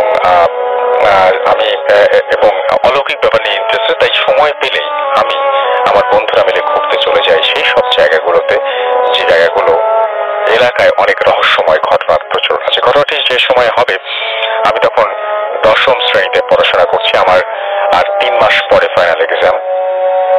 এমন সময় আমি আমার বাসা থেকে ততটা বের হই না। আমার গ্রামটা রাজশাহী জেলার বাগমারা থানায়। আমাদের গ্রামের প্রবেশ পথেই অনেক বড় একটা জঙ্গল পড়ে। ওই জঙ্গলটি স্থানীয় ভাষায় কালীতলা নামে পরিচিত। এই জঙ্গল নিয়ে অনেক অলৌকিক ঘটনা আছে, পরে সময় পেলে আবার আপনার কাছে পাঠাবো। এখন মূল ঘটনায় আসি। দিনটি ছিল সোমবার। সেদিন আমার চাচাতো ভাইয়ের কাজিনের বিয়ে, তাই আমি এবং আমার 3 চাচাতো ভাই রকি, গোলাম এবং শাকিল বিয়ে বাড়িতে গেলাম। সেখান থেকে ফিরতে আমাদের মোটামুটি অনেক রাত হয়ে গেল। আমরা 4 জন হাঁটতে হাঁটতে একদম গ্রামের সামনের ওই জঙ্গলটির কাছে চলে গেছিলাম। একটু ভয় লাগছিল। প্রথমে ভাবলাম আব্বুকে ফোন দিয়ে আসতে বলি, কিন্তু আমার চাচাতো ভাই বলল, আমরা তো 4 জন, চল, ভয় নেই। আমি একমত হলাম। তারপর আমরা 4 জন জঙ্গলের মধ্যে দিয়ে হাঁটতে শুরু করলাম। আমরা তখন জঙ্গলের মাঝখানে চলে এসেছি। প্রায় ঘড়িতে বাজে 12:40। বলে রাখি, জঙ্গলটার মাঝখানে একটা চায়ের স্টল আছে, যেটা সন্ধ্যার পরপরই বন্ধ করে দেওয়া হয়। কিন্তু আমরা সবাই অবাক হয়ে দেখলাম সেদিন এত রাত পর্যন্ত ওই চায়ের স্টলটি খোলা আছে। সেখানে 15 থেকে 20 জন লোক নিশ্চুপভাবে বসে আছে। অন্ধকারে দোকানে জ্বলে থাকা হালকা আলোতে বোঝা যাচ্ছে সবাই এক দৃষ্টিতে আমাদের দিকে তাকিয়ে আছে এবং তাদের পরনে লম্বা লম্বা কাপড়। কেউ কোনো কথা বলছে না। আমরা প্রথমে ততটা গুরুত্ব দিলাম না। আমরা যখন দোকানটা অতিক্রম করে চলে গেলাম, ঠিক তখন আমার চাচাতো ভাই গোলাম তার সান্ডিলটা ছিঁড়ে যায় এবং সে পিছন দিকে তাকায়। তো দেখে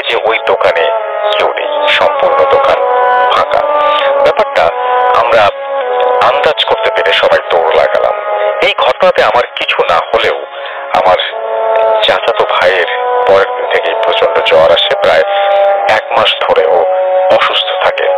ঘটনাটি এখানে শেষ হয়ে পারত, কিন্তু এর চাইতেও খারাপ কিছু আমার সাথে হতে যাচ্ছিল তা আমি কখনো ভাবিনি। এর মধ্যে এসএসসি ফাইনাল এক্সাম হয়ে যায়। আমার রেজাল্ট মোটামুটি ভালো হয়, তাই আমি আমাদের গ্রাম থেকে বেশ দূরেই একটা সরকারি কলেজে ভর্তি হই। কলেজটি দূরে হওয়ায় আমার বন্ধুরা মিলে সিদ্ধান্ত নিলাম মেসে থাকবো। যেই ভাবা সেই কাজ। এপ্রিলের 12 তারিখে আমরা মেসে শিফট হই। বলে রাখি আমাদের মেসটি ছিল 2 তলা একটা ছোট্ট ফ্ল্যাট, যেখানে মোট 4টি রুম ছিল। নিচে 2টি রুমের একটিতে আমি আর আমার বন্ধু এবং অন্য একটি রুমে ব্যাংকের এক ম্যানেজার থাকতো। আর ওপরের 2 রুমে আমাদের কলেজের 2জন টিচার থাকতো। আর প্রতি রাতে বাসার মেইন গেট লক করে দেওয়া হতো, এতে কেউ ভেতরের থেকে বাইরে বা বাইরে থেকে ভেতরে যাতায়াত করতে পারতো না। প্রথম প্রায় 1 মাস কোনো সমস্যা হয়নি, তারপর ধীরে ধীরে সমস্যা উকি দিতে থাকে। আমার বন্ধু রাতে একটু তাড়াতাড়ি ঘুমিয়ে যায় আর আমি বেশি রাত করে ঘুমাই। যেদিন থেকে আমি বিষয়টি আন্দাজ করি সেদিন ছিল বৃহস্পতিবার রাত। তখন আনুমানিক 2টা বরাবরের মতো। আমার বন্ধু ঘুমিয়ে গেছে আর আমি মোবাইলে একটা মুভি দেখছিলাম। এমন সময় দরজায় হঠাৎ নক করার সাউন্ড শুনতে পাই। আমি কোনো কিছু না ভেবে দরজা খুলতেই দেখি ওপাশে কেউ নেই। আমি মনের ভুল ভেবে দরজা লক করে শুয়ে পড়ি। ঠিক সেই মুহূর্তে দরজায় আবার নক। আমি আবারও দরজা খুলে দিই, বাট কাউকে দেখি না। এবার একটু ভয় পেয়ে যাই। আমি দরজাটা লক করে শুতে যাবো, ঠিক সেই মুহূর্তে অনেক জোরে জোরে নক করার শব্দ, প্রচন্ড জোরে জোরে আমার নাম ধরে কেউ ডাকতে থাকে। আমি আমার বন্ধুদের ঘুম থেকে জাগাই আর ঠিক সেই মুহূর্তে শব্দ আসা বন্ধ হয়ে যায়। এভাবে প্রত্যেক রাত ঠিক 1টার পর ঘটনা আমার সাথে প্রতিনিয়ত ঘটতে থাকে। কখনো কখনো কান্নার আওয়াজ, অনেক জোরে হাসির শব্দ আমি প্রতিনিয়ত শুনতে থাকি। রাতে মনে হতো আমাদের ছাদে অনেকজন লোক ফুটবল খেলছে। অনেক জোরে জোরে আওয়াজ পেতাম আমি। অথচ আমাদের উপরের তলায় থাকা আমাদের কলেজ টিচারকে ব্যাপারটা জানালে তিনি বলেন এমন সাউন্ড তিনি কখনো পাননি। এসব ঘটনা আমার বন্ধু প্রথমে অবিশ্বাস করলেও পরে ঘটনা বিশ্বাস করতে বাধ্য হয়। এই বিষয় নিত্য নতুন হওয়ার কারণে আমি অতটা ভয় পেতাম না, কিন্তু তার পরের ঘটনাগুলো মনে পড়লে আমার গা শিউরে ওঠে। সেদিন ছিল 26 জুন 2017 সোমবার। আমার বন্ধুটি একটি প্রয়োজনীয় কাজে বাড়িতে চলে যায়। বন্ধুকে এগিয়ে দিয়ে বাসা থেকে ফিরতে ফিরতে আমার একটু রাত হয়ে যায়। আমি একটু ক্লান্ত আর রুমে একা থাকায় রাত 10টার মধ্যে ঘুমিয়ে পড়ি। সচরাচর তাড়াতাড়ি ঘুমিয়ে পড়ার অভ্যাস না থাকায় অনেক রাতে আমার খুব পিপাসা পায়। আমি পানি খাওয়ার জন্য খাট থেকে পা ফ্লোরে রাখলাম। আমার মনে হলো ভেজা জায়গায় পা রেখেছি, কিন্তু রুম ভেজা হবে কেন? হয়তো পানি ঢেলে পড়েছে। এসব ভাবতে ভাবতে আমি যখন রুমের লাইট অন করলাম তখন আমি যা দেখলাম তা কখনোই কল্পনা করতে পারিনি। আমি দেখলাম আমার বন্ধু তার বিছানায় শুয়ে আছে। ওর গলা থেকে মাথা সম্পূর্ণ আলাদা, দেহটা ছটফট করছে, হাত দুটো অর্ধেক কাটা, সম্পূর্ণ রুম রক্তে ভেজা। রক্ত দেখে মনে হচ্ছিল একদম তাজা রক্ত। গলা থেকে ফিনকি দিয়ে রক্ত বের হয়ে আসছে আর মাথাটি বড় বড় চোখে আমার দিকে তাকিয়ে চিৎকার করে আছে। আমি তখন কি করব বুঝতে পারছিলাম না। আমি জোরে দৌড় লাগালাম। আমি আমার রুম দরজা খুলি, কিন্তু যাই না কেমন করে আমি রাস্তায় চলে আসলাম। অনেক জোরে দৌড়াচ্ছি, চারিদিকে প্রচন্ড অন্ধকার। আমি দৌড়াচ্ছি আর ওই ভয়ঙ্কর হাসিটা শুনতে পাচ্ছি এবং আমি দৌড়াতে দৌড়াতে এক সময় জ্ঞান হারিয়ে ফেললাম। তারপর আর কিছু জানি না। আমি যখন জ্ঞান ফিরে পেলাম তখন দেখি আমার বাড়িতে আমি নাকি মেসের ছাদে অজ্ঞান অবস্থায় পড়েছিলাম। আমার সাথে ঘটে যাওয়া বিস্তারিত ঘটনা আমি সবাইকে বলি। আরেকটা অবাক করা বিষয় হচ্ছে, ছাদে অজ্ঞান হয়েছিলাম, আমার রুম কিন্তু লক করা ছিল। তারপর এক হুজুর এসে হুজুরের সাথে তারপরে তার এই সমস্যার সমাধান হয়। বাকিটা আর বললাম না, হয়তো এর আগেও পড়েছি। সুতরাং যাই হোক, আমরা যেটা করব সেটা হচ্ছে আমাদের পরবর্তী অতিথির কাছে চলে যাব। তারপরে আপনাদের যে সমস্ত ঘটনা আপনারা যা কিছু আপনারা আমাদের ফেসবুক পেজে এবং টুইটারে শেয়ার করছেন সেগুলো পড়বো। চলে যাচ্ছি আমাদের পরবর্তী অতিথির কাছে। আপনার নামটা প্লিজ একটু বলবেন, কোথা থেকে এসেছেন সেটা বলবেন, তারপর আপনার ঘটনায় যাব। চলুন। আমার নাম সাদমান সাকিব দীপ্ত। জি, আমি আসছি মিরপুর থেকে। জি, আপনার ঘটনা এক্সাক্টলি হচ্ছে আমার আর আমার বন্ধু সৌরভের সাথে।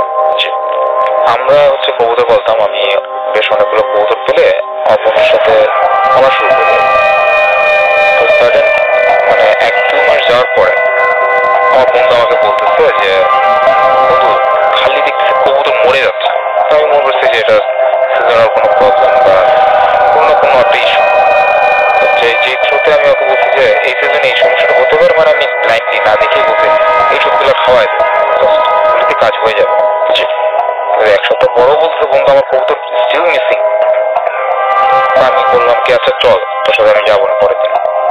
সেদিন আর যাইনি, পরের দিন আমি গেলাম, যে জাস্ট ছাদে এই যে খালি কবুতর মরতেছে। পাঁচতলা ছাদের উপর তো মানে কোনো ওয়েই নেই, কারণ ঘর করা, তো রুমের মতন করে ঘর করা, এটার ভিতরে না কাক ঢুকতে পারবে না চিল, কোনো ওয়েই নেই যে একটা কিছু কবুতরগুলোকে নিয়ে যাবে।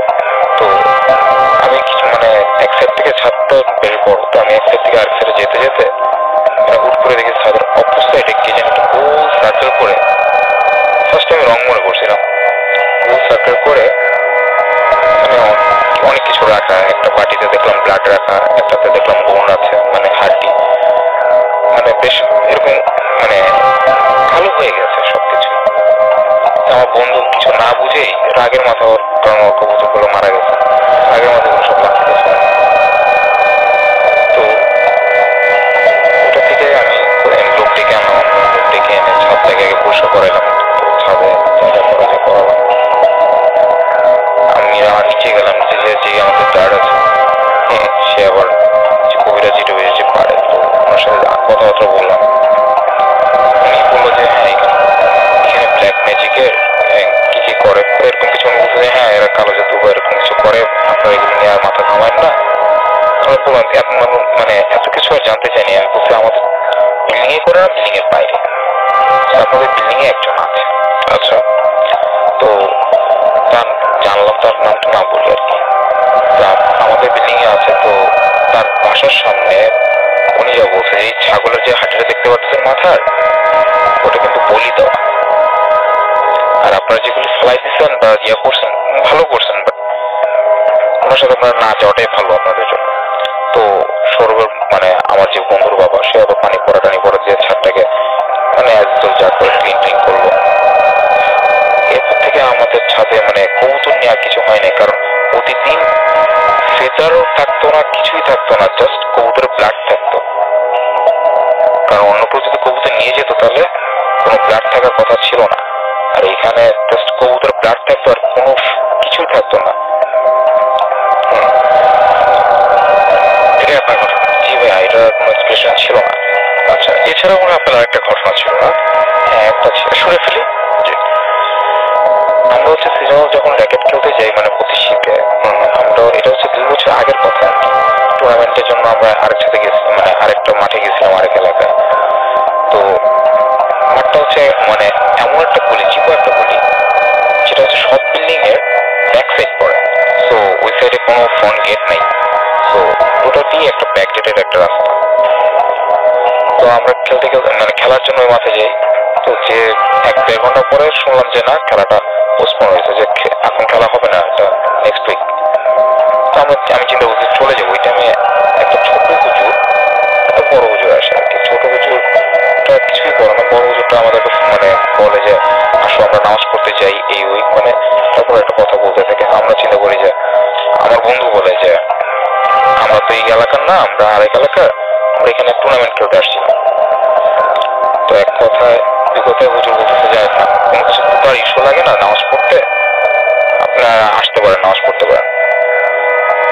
হুজুরটা অনেক ইয়া ছিল, মানে কোনো ফোর্স করতেছে না, আবার অনেকভাবে কনভিন্স করার চেষ্টা করছে। তো এক পর্যায়ে আমি আমার বন্ধুকে বলি, বন্ধু এত কথা না বলে চল আমরা আমাদের কোয়ার্টারে চলে যাই, কোয়ার্টারে যেয়ে আমরা আমাদের মতন খেলতে পারি। তো হুজুর আমাদের ঠিক 30 মিনিট আগেই 30 সেকেন্ড আগেই রওনা দিয়ে দিতে যায়, আচ্ছা আমি আসতেছি বলে চলে গেল। তো আমরাও চিন্তা করলাম হুজুর আবার আসবে, এত কিছু করার থেকে আমরা এখান থেকে সরে যাই, এটাই ভালো। আমরা আমাদের মতন রওনা দিয়ে দিলাম, চিন্তা করলাম হুজুর আমাদের একটু আগেই তো গেছে, সমস্যা নেই, আমরা পাস করে চলে যেতে পারবো। আমরা যতই হাঁটি হুজুরকে আর পাই নাই, কারণ ওই ওয়ে মানে এমন একটা জিনিস, কারো বাসায় যেতে পারবে না, মানে কোথাও যাওয়ার রাস্তা নেই, মানে যাই হবে হুজুর আমাদের সামনেই পড়বে, আর আমরা সামনে পড়তেই হবে, কারণ যেভাবে আমরা তাড়াতাড়ি গেছি তো হুজুরকে আমরা সামনে পাইও নেই। এটাই ছিল ভাই আমার ঘটনা। মানে okay, thank you so much, thank you. আপনার কাছে আমি আবারও আসবো। আমাদের আরো একজন অতিথি যিনি একটু আগে আমাদের একটা ঘটনা বলেছেন, তার কাছ থেকে আমরা আরেকটা ঘটনা শুনে আসবো। আপনার যে আরেকটা স্টোরি আছে সেটা একটু কাইন্ডলি আমাদের বলবেন। তার আগে আপনার নামটা বলবেন, কোথা থেকে এসেছেন, যেটা আপনাকে দেখা যাচ্ছে না। জি, আমি আরমান হোসেন, আমি এসেছি ধানমন্ডি থেকে। তো আমার সাথে ঘটে যাওয়া আরেকটা ঘটনা আমি শেয়ার করছি। এটা সম্পূর্ণ আমার সাথে ঘটে যাওয়া ঘটনা। ঘটনাটি অনেক আগের, তখন আমি ক্লাস 8 কি 9-এ পড়ি। তো তখন ছিল রমজান মাস। তো রমজান মাসের সময় আমরা সেহরির জন্য উঠি। ঘরে আমার মা আর আমরা 2 ভাই ছিলাম, আর একটা ছোট বোন ছিল। তো আম্মু অনেক জোর করে আমাদেরকে আসলে আমরা ঘুমাইতে যাচ্ছিলাম, সেহরি করে ঘুমাই যেতে যাচ্ছিলাম। তো তখন আম্মু বলে যে যা তোরা নামাজ পড়ে আয়। তো নামাজ পড়তে যাওয়ার আমাদের অনেক দেরি হয়ে গেছে। তখন প্রায় জামাত শেষ হয়ে গেছে, বা সব মুসল্লিরা বাসায় ব্যাক করে ফেলেছে। তো মসজিদে কেউ ছিল না, বাট মসজিদের লাইটটা জ্বালানো ছিল। আমি একটু উল্লেখ করে রাখি যে মানে আমাদের বাড়ির সামনে যে মসজিদটা ছিল, মসজিদটার ইলেকট্রিসিটি অপারেট হতো একটা ঘর থেকে, যে ওই ঘর থেকে আপনি চাইলে মসজিদের সব ইলেকট্রিসিটি অফ করে দিতে পারবেন। তো আমি আসলে মসজিদে যাই আমার ছোট ভাইকে নিয়ে। তো ছোট ভাই অনেক ছোট ছিল, ক্লাস 2-তে আর 3-তে এরকম পড়ে। তো আমরা মসজিদে যাওয়ার পরে আমি অজু টজু করি। আমার ছোট ভাইও তখন অত কিছু বুঝে না, আমার সাথে অজু টজু করে নামাজ পড়তে আসে। তখন আমি 2 রাকাত পড়ার পরে সেকেন্ড 2 রাকাত পড়ার সময় হঠাৎ করে ওই ঘর থেকে মসজিদের সব ইলেকট্রিসিটি বন্ধ করে দেওয়া হয়। লাইক এখন তো কেউ নামাজ পড়বে না, এই জন্য মসজিদের লাইট জ্বালায় রাখাটা আসলে ঠিক হবে না, এই জন্য হয়তো বন্ধ করে দেওয়া হয়। তো আমি অন্ধকারের ভিতরেই নামাজটা শেষ করি। তখন হচ্ছে মানে সেহরির পরে সূর্য উঠতে একটু দেরি হতো, একটু সময় নিত। অন্ধকারটা ছিল এমন যে কিছু দূর দেখা যায়, বাট চেহারা স্পষ্ট বোঝা যায় না। কিছু দূর মানে 15-20 হাত পর্যন্ত দেখা যায়, কিন্তু কোনো কিছু বোঝা যায় না। তো আমাদের মসজিদ থেকে বের হয়ে ইটের রাস্তা ছিল। তো আমি যখন নামাজ পড়ে বের হলাম, ইটের রাস্তা দিয়ে নর্মালি কোনো কেউ যাতায়াত করলে বা কোনো রিক্সা যাতায়াত করলে আসলে একটা শব্দ হয়, ইটের রাস্তারও একটা শব্দ হয়, আবার রিক্সারও একটা শব্দ হয়। তো আমি মসজিদ থেকে বের হয়ে রাস্তায় আসার সাথে সাথে আমার সামনে দিয়ে একটা রিক্সা পাস করলো। অনেক ঝনঝন আওয়াজ করে রিক্সা পাস করলো। আসলে এমনি নর্মালি রিক্সার আওয়াজটা কিন্তু নর্মাল ডেতে অনেক দূর পর্যন্ত শোনা যায়, ঠিক আছে। তো আমি রাস্তায় বের হয়েছি, রাস্তায় বের হওয়ার সাথে সাথে দেখলাম যে আমার রাস্তার অপোজিটে একটু দূরে আমাদের পারিবারিক কবরস্থান। তো কবরস্থানের ওইখানে কেউ একজন দাঁড়িয়ে কবরের দেয়ালের মধ্যে হাত রেখে কান্না করতেছে। তো আমি আসলে তখন আমার কোনো সেন্স কাজ করে না যে আমি কি করতেছি বা আমি কি করব, এরকম কোনো সেন্স কাজ করে না। আমার ছোট ভাই আমার পিছনে ছিল। তো আমি আস্তে আস্তে বাড়ির দিকে মুভ না করে আমি ওই যে কবরস্থানে দাঁড়িয়ে থাকা ওই লোকটার দিকে মুভ করছিলাম। তো আমার সন্দেহ হলো আমার বাড়িতে মুয়াজ্জিন, যিনি আমাদের মসজিদের মুয়াজ্জিন, উনি আমার জ্যাঠা। তো আমি সন্দেহ করছি যে হয়তোবা আমার জ্যাঠা হবে, উনি কবর জিয়ারত করে হয়তোবা দোয়া টোয়া করতেছে। অনেক সময় দেখা যায় যে দোয়ার সময় মানুষ কান্না টান্না করে এরকম। তো আমি আসলে দূর থেকে প্রথমবারই একটু যাওয়ার পরেই আমি ডাক দিলাম যে জ্যাঠা নাকি, বাট ওই দিক থেকে কোনো আওয়াজ আসছে না, ওই দিক থেকে সম্পূর্ণ চুপ। আমি তখন আমার ছোট ভাই আমাকে পরে এটা শেয়ার করে যে ও আমার হাত ধরে টানছিল যে ভাইয়া বাড়ির দিকে আসো, এটা ঠিক হচ্ছে না। বাট আমি কোনো কিছু তোয়াক্কা না করে আমি ওই দিকেই যাচ্ছিলাম। আমার কনসেন্ট্রেট সব ওই লোকটার দিকে যে কবরস্থানের পাশে দাঁড়িয়ে আছে। তো আমি এক কদম 2 কদম আস্তে আস্তে তার দিকে যাচ্ছিলাম এবং তাকে ডাকছিলাম যে জ্যাঠা আপনি নাকি, আপনি কি কান্না করতেছেন অথবা কবর জিয়ারত করতেছেন। আমি ডাকতে প্রায় ওনার সাথে আমার সাথে ডিস্টেন্স হবে 3 কি 4 হাত। তো 3-4 হাত ডিস্টেন্সে আমি একটু রাগান্বিত স্বরে ডাকলাম যে জ্যাঠা নাকি, আপনি কথা বলতেছেন না কেন, ঠিক আছে। তো 3-4 হাত দূরত্ব থেকে ওই অবয়বটা আমার দিকে ফিরলো। মানে তখন রাসেল ভাই আমার সিচুয়েশনটা এমন, আমি আসলে কি করব বুঝতেছি না, আমি আসলে কি করে ফেলেছি সেটাও বুঝতেছি না। তো উনি যখন আমার দিকে মুখটা ঘোরালো, মুখটা দেখে আমি একেবারে অবাক। মুখটা এক্সপ্রেশন আমি কিভাবে দিব, মানে কারো মুখ যদি আগুনে জ্বলে যায়, জ্বলে যাওয়ার পরে যেই পোড়া মাংসগুলো নিচের দিকে ঝুলে থাকে, চেহারাটা অবিকল তেমন, মানে মনে হচ্ছে যে তার চেহারাটা যেন কেউ একজন ঝলসে দিয়েছে, ব্যাপারটা এরকম। তো আমি আসলে খুবই খুবই ভয় পেয়ে যাই। আমি পরে জাস্ট আমার মনে আছে যে আমি আরেকবার বলছিলাম যে জ্যাঠানা, আপনি জ্যাঠানা। তো এইটার পরে আসলে আমি আর নিজেকে ধরে রাখতে পারি নাই, আমি সেন্সলেস হয়ে পড়ে যাই। তো পরে 3 ঘন্টা পর আমার জ্ঞান আসে, আমার কাকা আর কি আমাকে সেখান থেকে নিয়ে আসে। পরে আমি জ্ঞান আসার পরে কাকাকে জিজ্ঞেস করলাম, কাকা বললো যে তুমি কবরস্থানের সামনে শুয়েছিলাম, সেন্সলেস অবস্থায় পড়েছিলাম, আমরা তোমাকে সেখান থেকে নিয়ে আসছি। এবং আমার ছোট ভাই বলে যে তুমি মসজিদ থেকে বের হওয়ার পরেই তোমার সেন্স ছিল না, তুমি আসলে আমি বাড়ির দিকে জানতেছিলাম তোমাকে, তুমি আমার দিকে আসতেছিল না, তুমি কবরস্থানের দিকে যাচ্ছিল। এই ছিল আমার ঘটনা। ধন্যবাদ আপনাকে। আমরা এখন যেটা করব সেটা হচ্ছে আরো একটা ইমেল, এটাও অনেক পুরনো সময়ের, সেটা আমি একটু পড়ে শোনার চেষ্টা করছি। আশা করছি যে এটা আপনাদের ভালো লাগবে এবং আমি বিশ্বাস করি সেটা এর আগে পড়া হয়নি। যাই হোক, আমাকে যেভাবে লিখছেন আমি সেভাবেই পড়ার চেষ্টা করছি এবং আশা করছি যে এর মাঝখানে, আচ্ছা আমি একটু ফেসবুকটা মনে হয় একটু দেখে আসা উচিত, কারণ আপনারা অনেকক্ষণ ধরে লিখছেন, আমরা কিছু বলতে পারছি না। আমি একটু পড়ে আসি ফেসবুকটা। আমাদের যে রেডিও ফুর্তির পেজ, সেখানে অনেকে আছেন।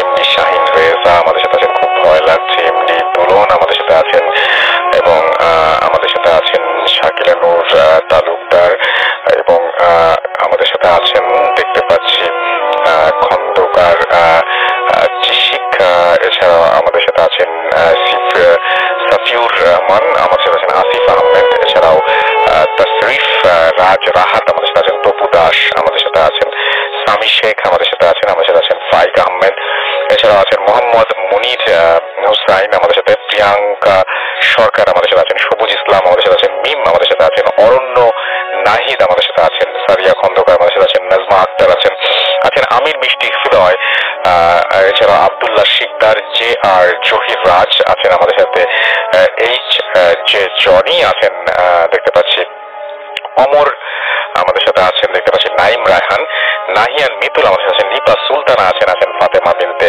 আশরাফ, আলু আক্তার আভা আমাদের সাথে আছেন দেখতে পাচ্ছি, নাহিদ আমিন, এছাড়াও আছেন রুকসানা রক্সি, এম এস খান আমাদের সাথে আছেন, লিটন আছেন আমাদের সাথে নাটোর থেকে আমাদের সাথে আছেন দেখতে পাচ্ছি, এছাড়াও আরিফ হোসাইন, মোহাম্মদ ইউসুফ আমাদের সাথে আছেন আরো দেখতে পাচ্ছি, এছাড়াও ইমন হৃদয় এবং আমাদের সাথে আছেন, তিনিই বলেছেন যে মেইল পড়তে বা ইমেল পড়তে তিনি বলেছেন যে সেটা তার কাছে বেশি ভালো লাগে।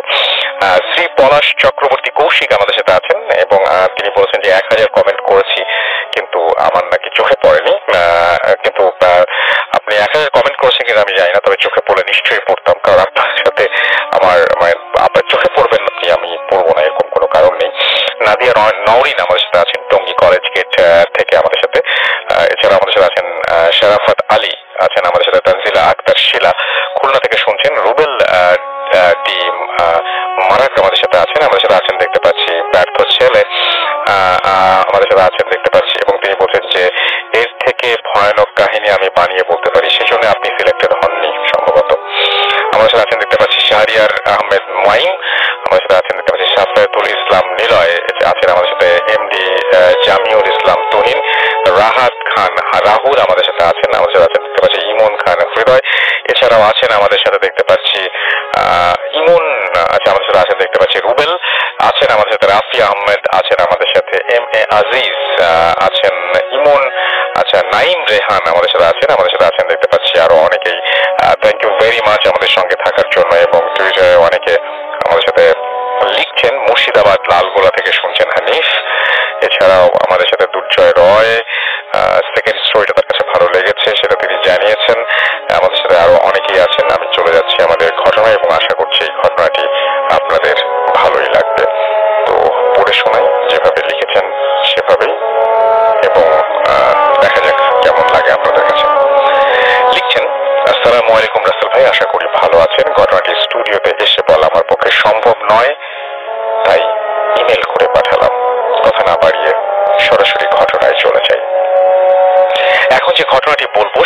90-এর দশকের ঘটনা, বড় ভাইয়ের মুখে শোনা। আমি যখন নিউ 10-এ উঠি তখন আমি আর আমার ফ্রেন্ড সাইদুর মিলে প্রতি শীতের সন্ধ্যায় আমাদের গ্রামের একটি দোকানে বসে ভূতের গল্পের আসর বসিয়ে দিতাম। গ্রামের মুরব্বীদের চা পান খাইয়ে অথবা মুড়ি চিবোতে চিবোতে প্রতিদিন গল্পের আসরটা জমিয়ে তুলতাম।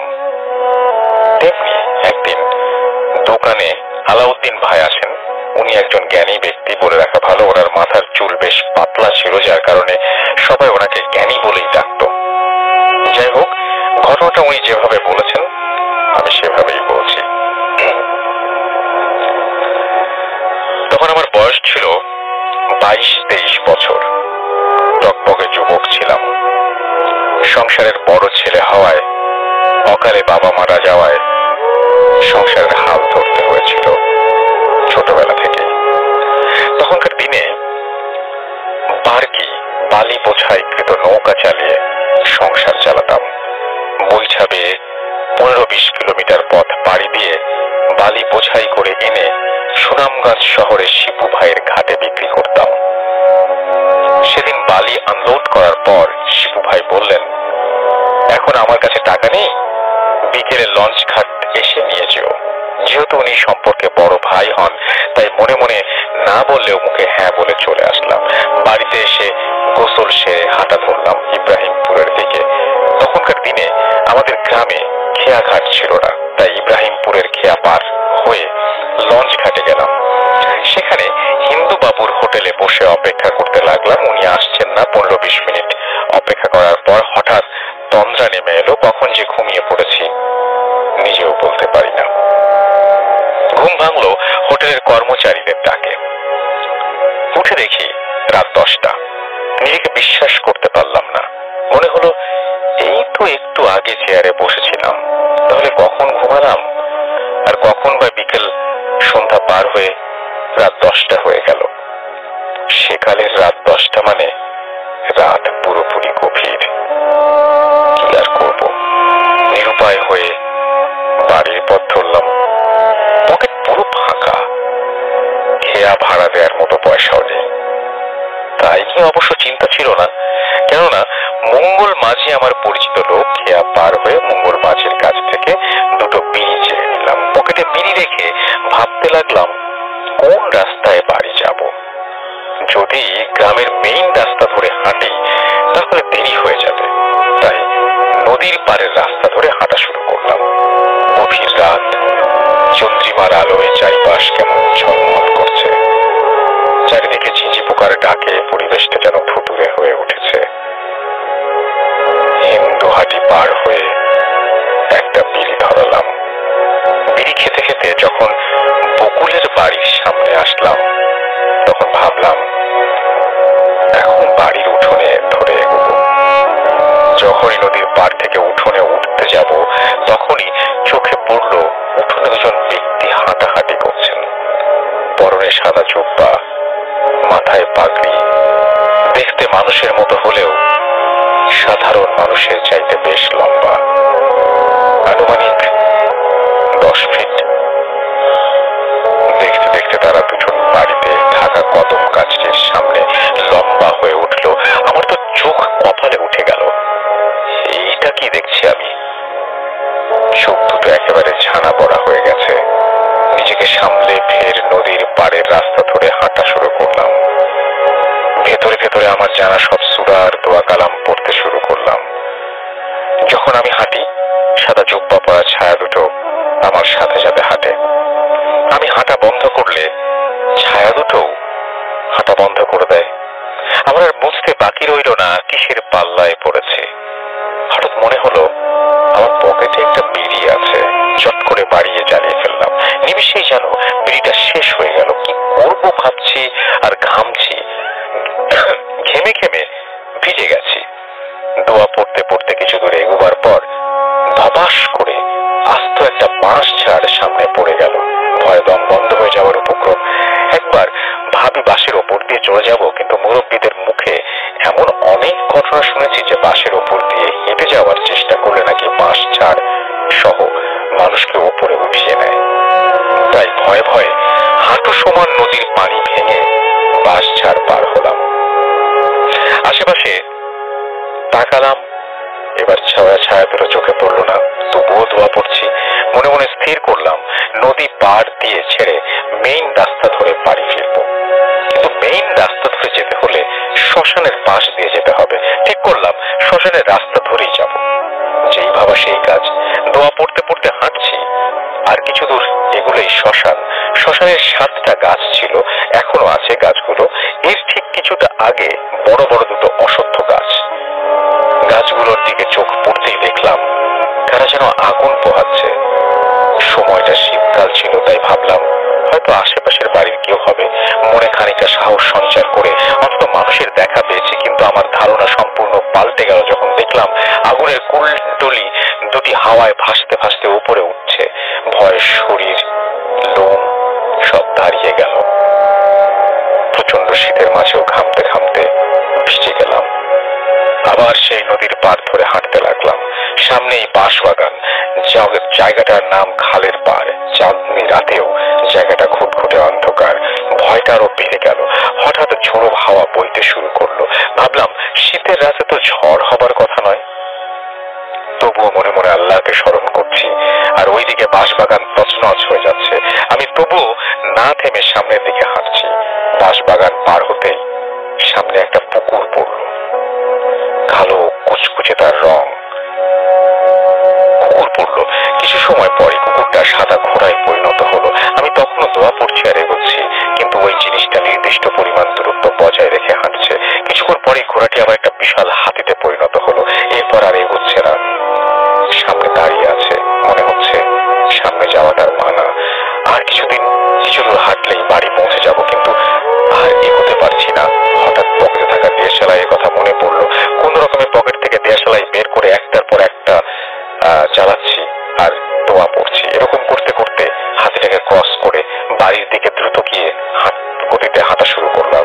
কিছুটা দূরেই কুপির আলো জ্বলতে দেখা যাচ্ছে। হয়তো মা আমার আশায় জেগে আছেন। বাড়ির কাছে আসতে আমার খুব কাছের একজন বন্ধু আমার নাম ধরে ডাকলো, বলো, আলাউদ্দিন কোথায় যাস? আমাকে নিয়ে যা। লোকের মুখে শুনেছি এরকম পরিস্থিতিতে পেছনে তাকাতে নেই। আমিও তাকাইনি। যখন ঘরের পাশে চলে আসলাম তখন পেছন থেকে একটা আওয়াজ আসলো, আজকে বেঁচে গেলি। আমি আর নিজেকে ধরে রাখতে পারলাম না। ও মা গো বলে একটা চিৎকার দিয়ে ঘরের দরজা ভেঙে ভেতরে চলে গেলাম। সাথে সাথে জ্ঞান হারালাম। 2-3 দিন পরে জ্ঞান ফিরলো। তখন বাকশক্তি নেই। সবার কথা শুনছি, কোনো জবাব দিতে পারছি না। আমার এই অবস্থা দেখে পরিবারের লোকজন অনেক ডাক্তার কবিরাজ দেখালেন, কিন্তু কোনো লাভ হয়নি। দিন দিন আমার অবস্থা খারাপ হতে লাগলো। সবকিছু বিছানায় করতাম। মাথার ঘন কালো চুলগুলো ঝরে পড়ে গেছে। শেষমেশ দূরের কোনো এক বড় কবিরাজের কাছে আমাকে নিয়ে যাওয়া হয়। তিনিও আমার কোনো উপকার করতে পারেননি। আমার অবনতি দেখে তিনি অনুমান করে বললেন, কিছুদিন পর নাকি আমি মারা যাব। ওনার দেয়া দিন ঘনিয়ে আসলো। আমার হাতে মাত্র আর 1 রাত সময় বাকি। মা আমার পাশে বসে আছেন। রাতটা ছিল গ্রীষ্মের কোনো এক রাত। আনুমানিক রাত 3টার কোনো এক কারণে আমার মা পাশ থেকে উঠে অন্য ঘরে গেলেন। গরমকাল ছিল বলে ঘরের দরজাও খোলা ছিল। হঠাৎ আমার চোখ উঠোনের দিকে গিয়ে পড়লো। দেখলাম সাদা পাঞ্জাবি আর পাগড়ি পরা 4 জন লোক আমার দিকে আসছে। ভাবলাম হয়তো আমার মৃত্যুর সময় হয়ে গেছে। শেষমেশ কালিমা পড়ে নিলাম। লোক 4 জন বেশ লম্বা ছিলেন। ওনারা একজন আর একজনের পিছু হয়ে আমার ঘরে প্রবেশ করলেন। ঘরে প্রবেশ করার সাথে সাথেই পুরো ঘর সুগন্ধে ভরে গেল। তবুও আমি ভয়ে শেষ হয়ে যাচ্ছি। ওনারা সবাই ক্রমে ক্রমে আমার মাথায় হাত বুলিয়ে দিলেন। সাথে সাথে আমার বাক শক্তি ফিরে আসলো, শরীরের জোরও ফিরে আসলো। ওনাদের মধ্যে একজন বলে গেলেন, ভয় পাস না, তুই ভালো হয়ে যাবি। বলেই 4 জন কোথাও উধাও হয়ে গেল। আমি মা বলে চিৎকার করে কেঁদে উঠি। আমার চিৎকার শুনে ঘরের সবাই আমার পাশে আসেন এবং খুশিতে কান্না শুরু করেন। এর কিছুদিন পরে আমি পুরোপুরি সুস্থ হয়ে যাই। ঘটনাটি ভালো লাগলে পড়ে শোনাবেন। আমার কাছে আরো ঘটনা আছে, সময় পেলে পাঠিয়ে দেব। এটি ছিল ঘটনা, এবং আশা করছি যে এই ঘটনাটি আপনাদের কাছেও ভালো লেগেছে। যদি ভালো লাগে অবশ্যই আমাকে জানাবেন, এবং আপনাদের কাছ থেকেও এরকম ঘটনা চাই এবং প্রচুর পরিমাণে চাই। সেই জন্য আপনাদের যেটা করতে হবে সেটা হচ্ছে আমাকে ঘটনা পাঠাতে হবে আমাদের ইমেল অ্যাড্রেসটা জানাটা সেজন্য খুবই জরুরি। আমাদের ইমেল অ্যাড্রেস হচ্ছে bhotfm@radiofurti.fm, which is BHWTFM@radiofurti.fm। আপনার নাম, ঠিকানা এবং ফোন নাম্বার সহ আপনার জীবনে ঘটা বা আপনার জানা সেরা ঘটনা লিখে পাঠিয়ে দিন আমাদের কাছে। ঘটনার শুরুতে অবশ্যই উল্লেখ করুন যে ঘটনাটি আপনি স্টুডিওতে এসে শেয়ার করতে চান নাকি আপনি চান আপনার ঘটনা আমরা পড়ে শোনাই। যারা দেশের বাইরে রয়েছেন তারা সরাসরি অডিও ক্লিপ পাঠাতে পারেন বা লিখেও পাঠাতে পারেন ঘটনাটি। আমরা চলে যাব এখন একটা অডিও ক্লিপে এবং সেই অডিও ক্লিপটা শুনে আসবো, তারপরে আবারও ফিরে আসবো। সেই পর্যন্ত আমার সঙ্গেই থাকুন। Stay tune to radio Foorti FM and you ফুর্তি।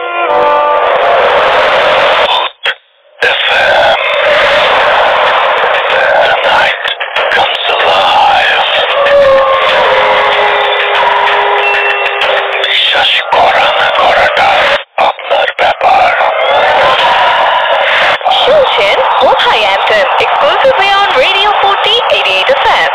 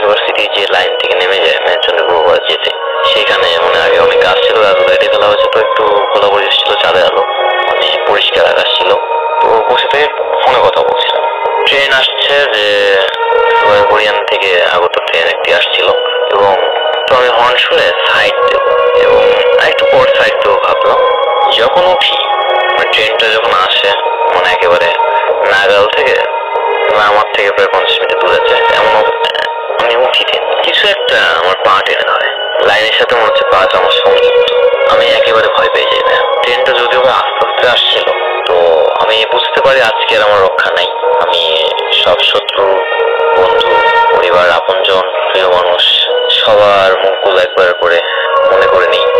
আমার যে মা আছে তাকে মানে স্মরণ করি, ছোট ভাইটা প্রিয় মানুষটা সবাই একবার করে স্মরণ করি এবং আমি মৃত্যুর জন্য আসলে প্রস্তুত হয়ে যাই।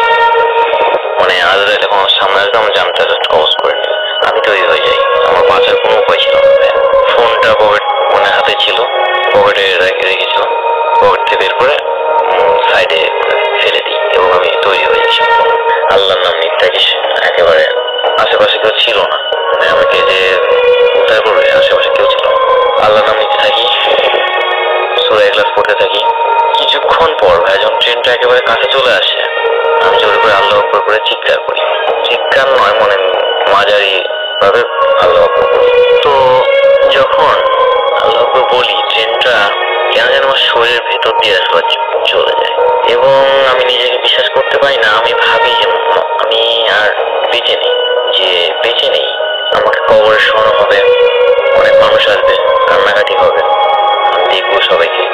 এগুলো চিন্তা ভাবনা মাথা ভেতর ঘুরছে। কে দেখতে আসবে আমায়, কে কাঁদবে আমার জন্য, আমি এগুলো জাস্ট ভাবছি। মন কান্না কে আসবে আমাকে প্রশ্ন করবে। আসলে ভাই কেমন যে অনুভূতি এটা জাস্ট আমি বুঝছি। আমি যখন রেল লাইন থেকে অক্ষত অবস্থায় নিচে নামি, পৃথিবীর সব খুশিকে আলাদা করলো, একত্রে করলে সেই খুশিটা হবে না আমার যে খুশিটা হয়েছিল। মৃত্যুর মুখ থেকে বেঁচে আসার যে এতটা আনন্দ সেদিনে আমি বুঝেছিলাম ভাইয়া আমি জীবনকে আসলে আগের থেকে অনেক আরো বেশি ভালোবাসি নিজের জীবনকে সেদিনের পর থেকে। এবং কি হয়েছিল আমার সেটা আমি জানি না। বাসায় গিয়ে কোনো কিছু না বলে বমি করে দিই এবং আসলে অসুস্থ হয়ে পড়ি, ঘুমিয়ে যাই। ওই ট্যাবলেট 4টা খেয়েছিলাম, ঘুমিয়ে যাই।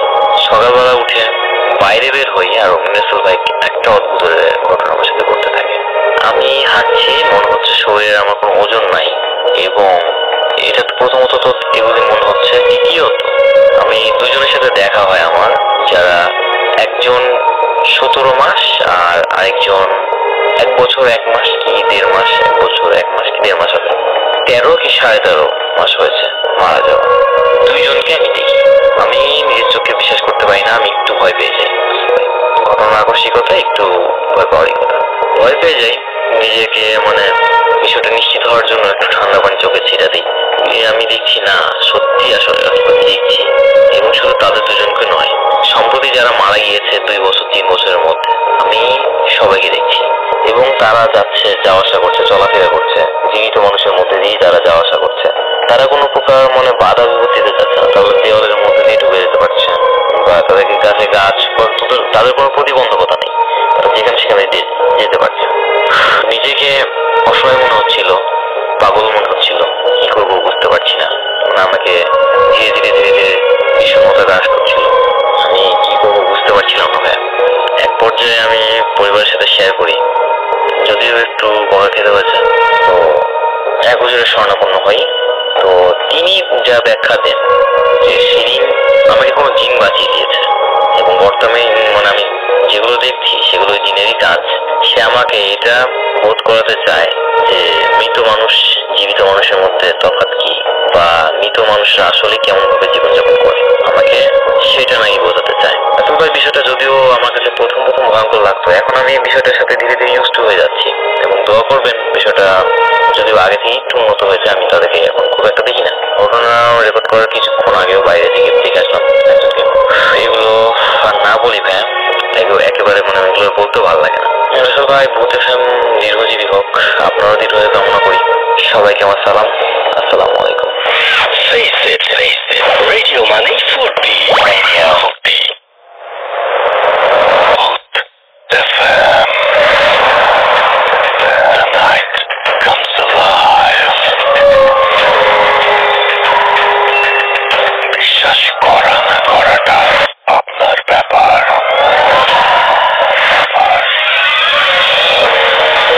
ঠিক তাই, বিশ্বাস করা বা না করাটা আপনার ব্যাপার। You're listening to Radio Food FM, আমি রাসেল আছের সাথে এবং এখন ঘড়িতে সময় রাত 1:41। আজকের মতো এখানেই বিদায় দিতে হবে। যাওয়ার আগে জানিয়ে যাই আমাদের ইমেল অ্যাড্রেসটি। আমাদের ইমেল অ্যাড্রেস হচ্ছে focus@radio40.fm, which is BHWTFM@radio.fm। আপনার নাম, ঠিকানা এবং ফোন নাম্বার সহ আপনার জীবনে ঘটে যাওয়া বা আপনার জানা সেরা ঘটনা লিখে পাঠিয়ে দেন আমাদের কাছে। ঘটনা শুরুতে অবশ্যই উল্লেখ করুন যে ঘটনাটি আপনি স্টুডিওতে এসে শেয়ার করতে চান, নাকি আপনি চান আপনার ঘটনা আমরা পড়ে শোনাই। যারা দেশের বাইরে আছেন তারা সরাসরি অডিও ক্লিপ পাঠাতে পারেন বা লিখেও পাঠাতে পারেন ঘটনাটি।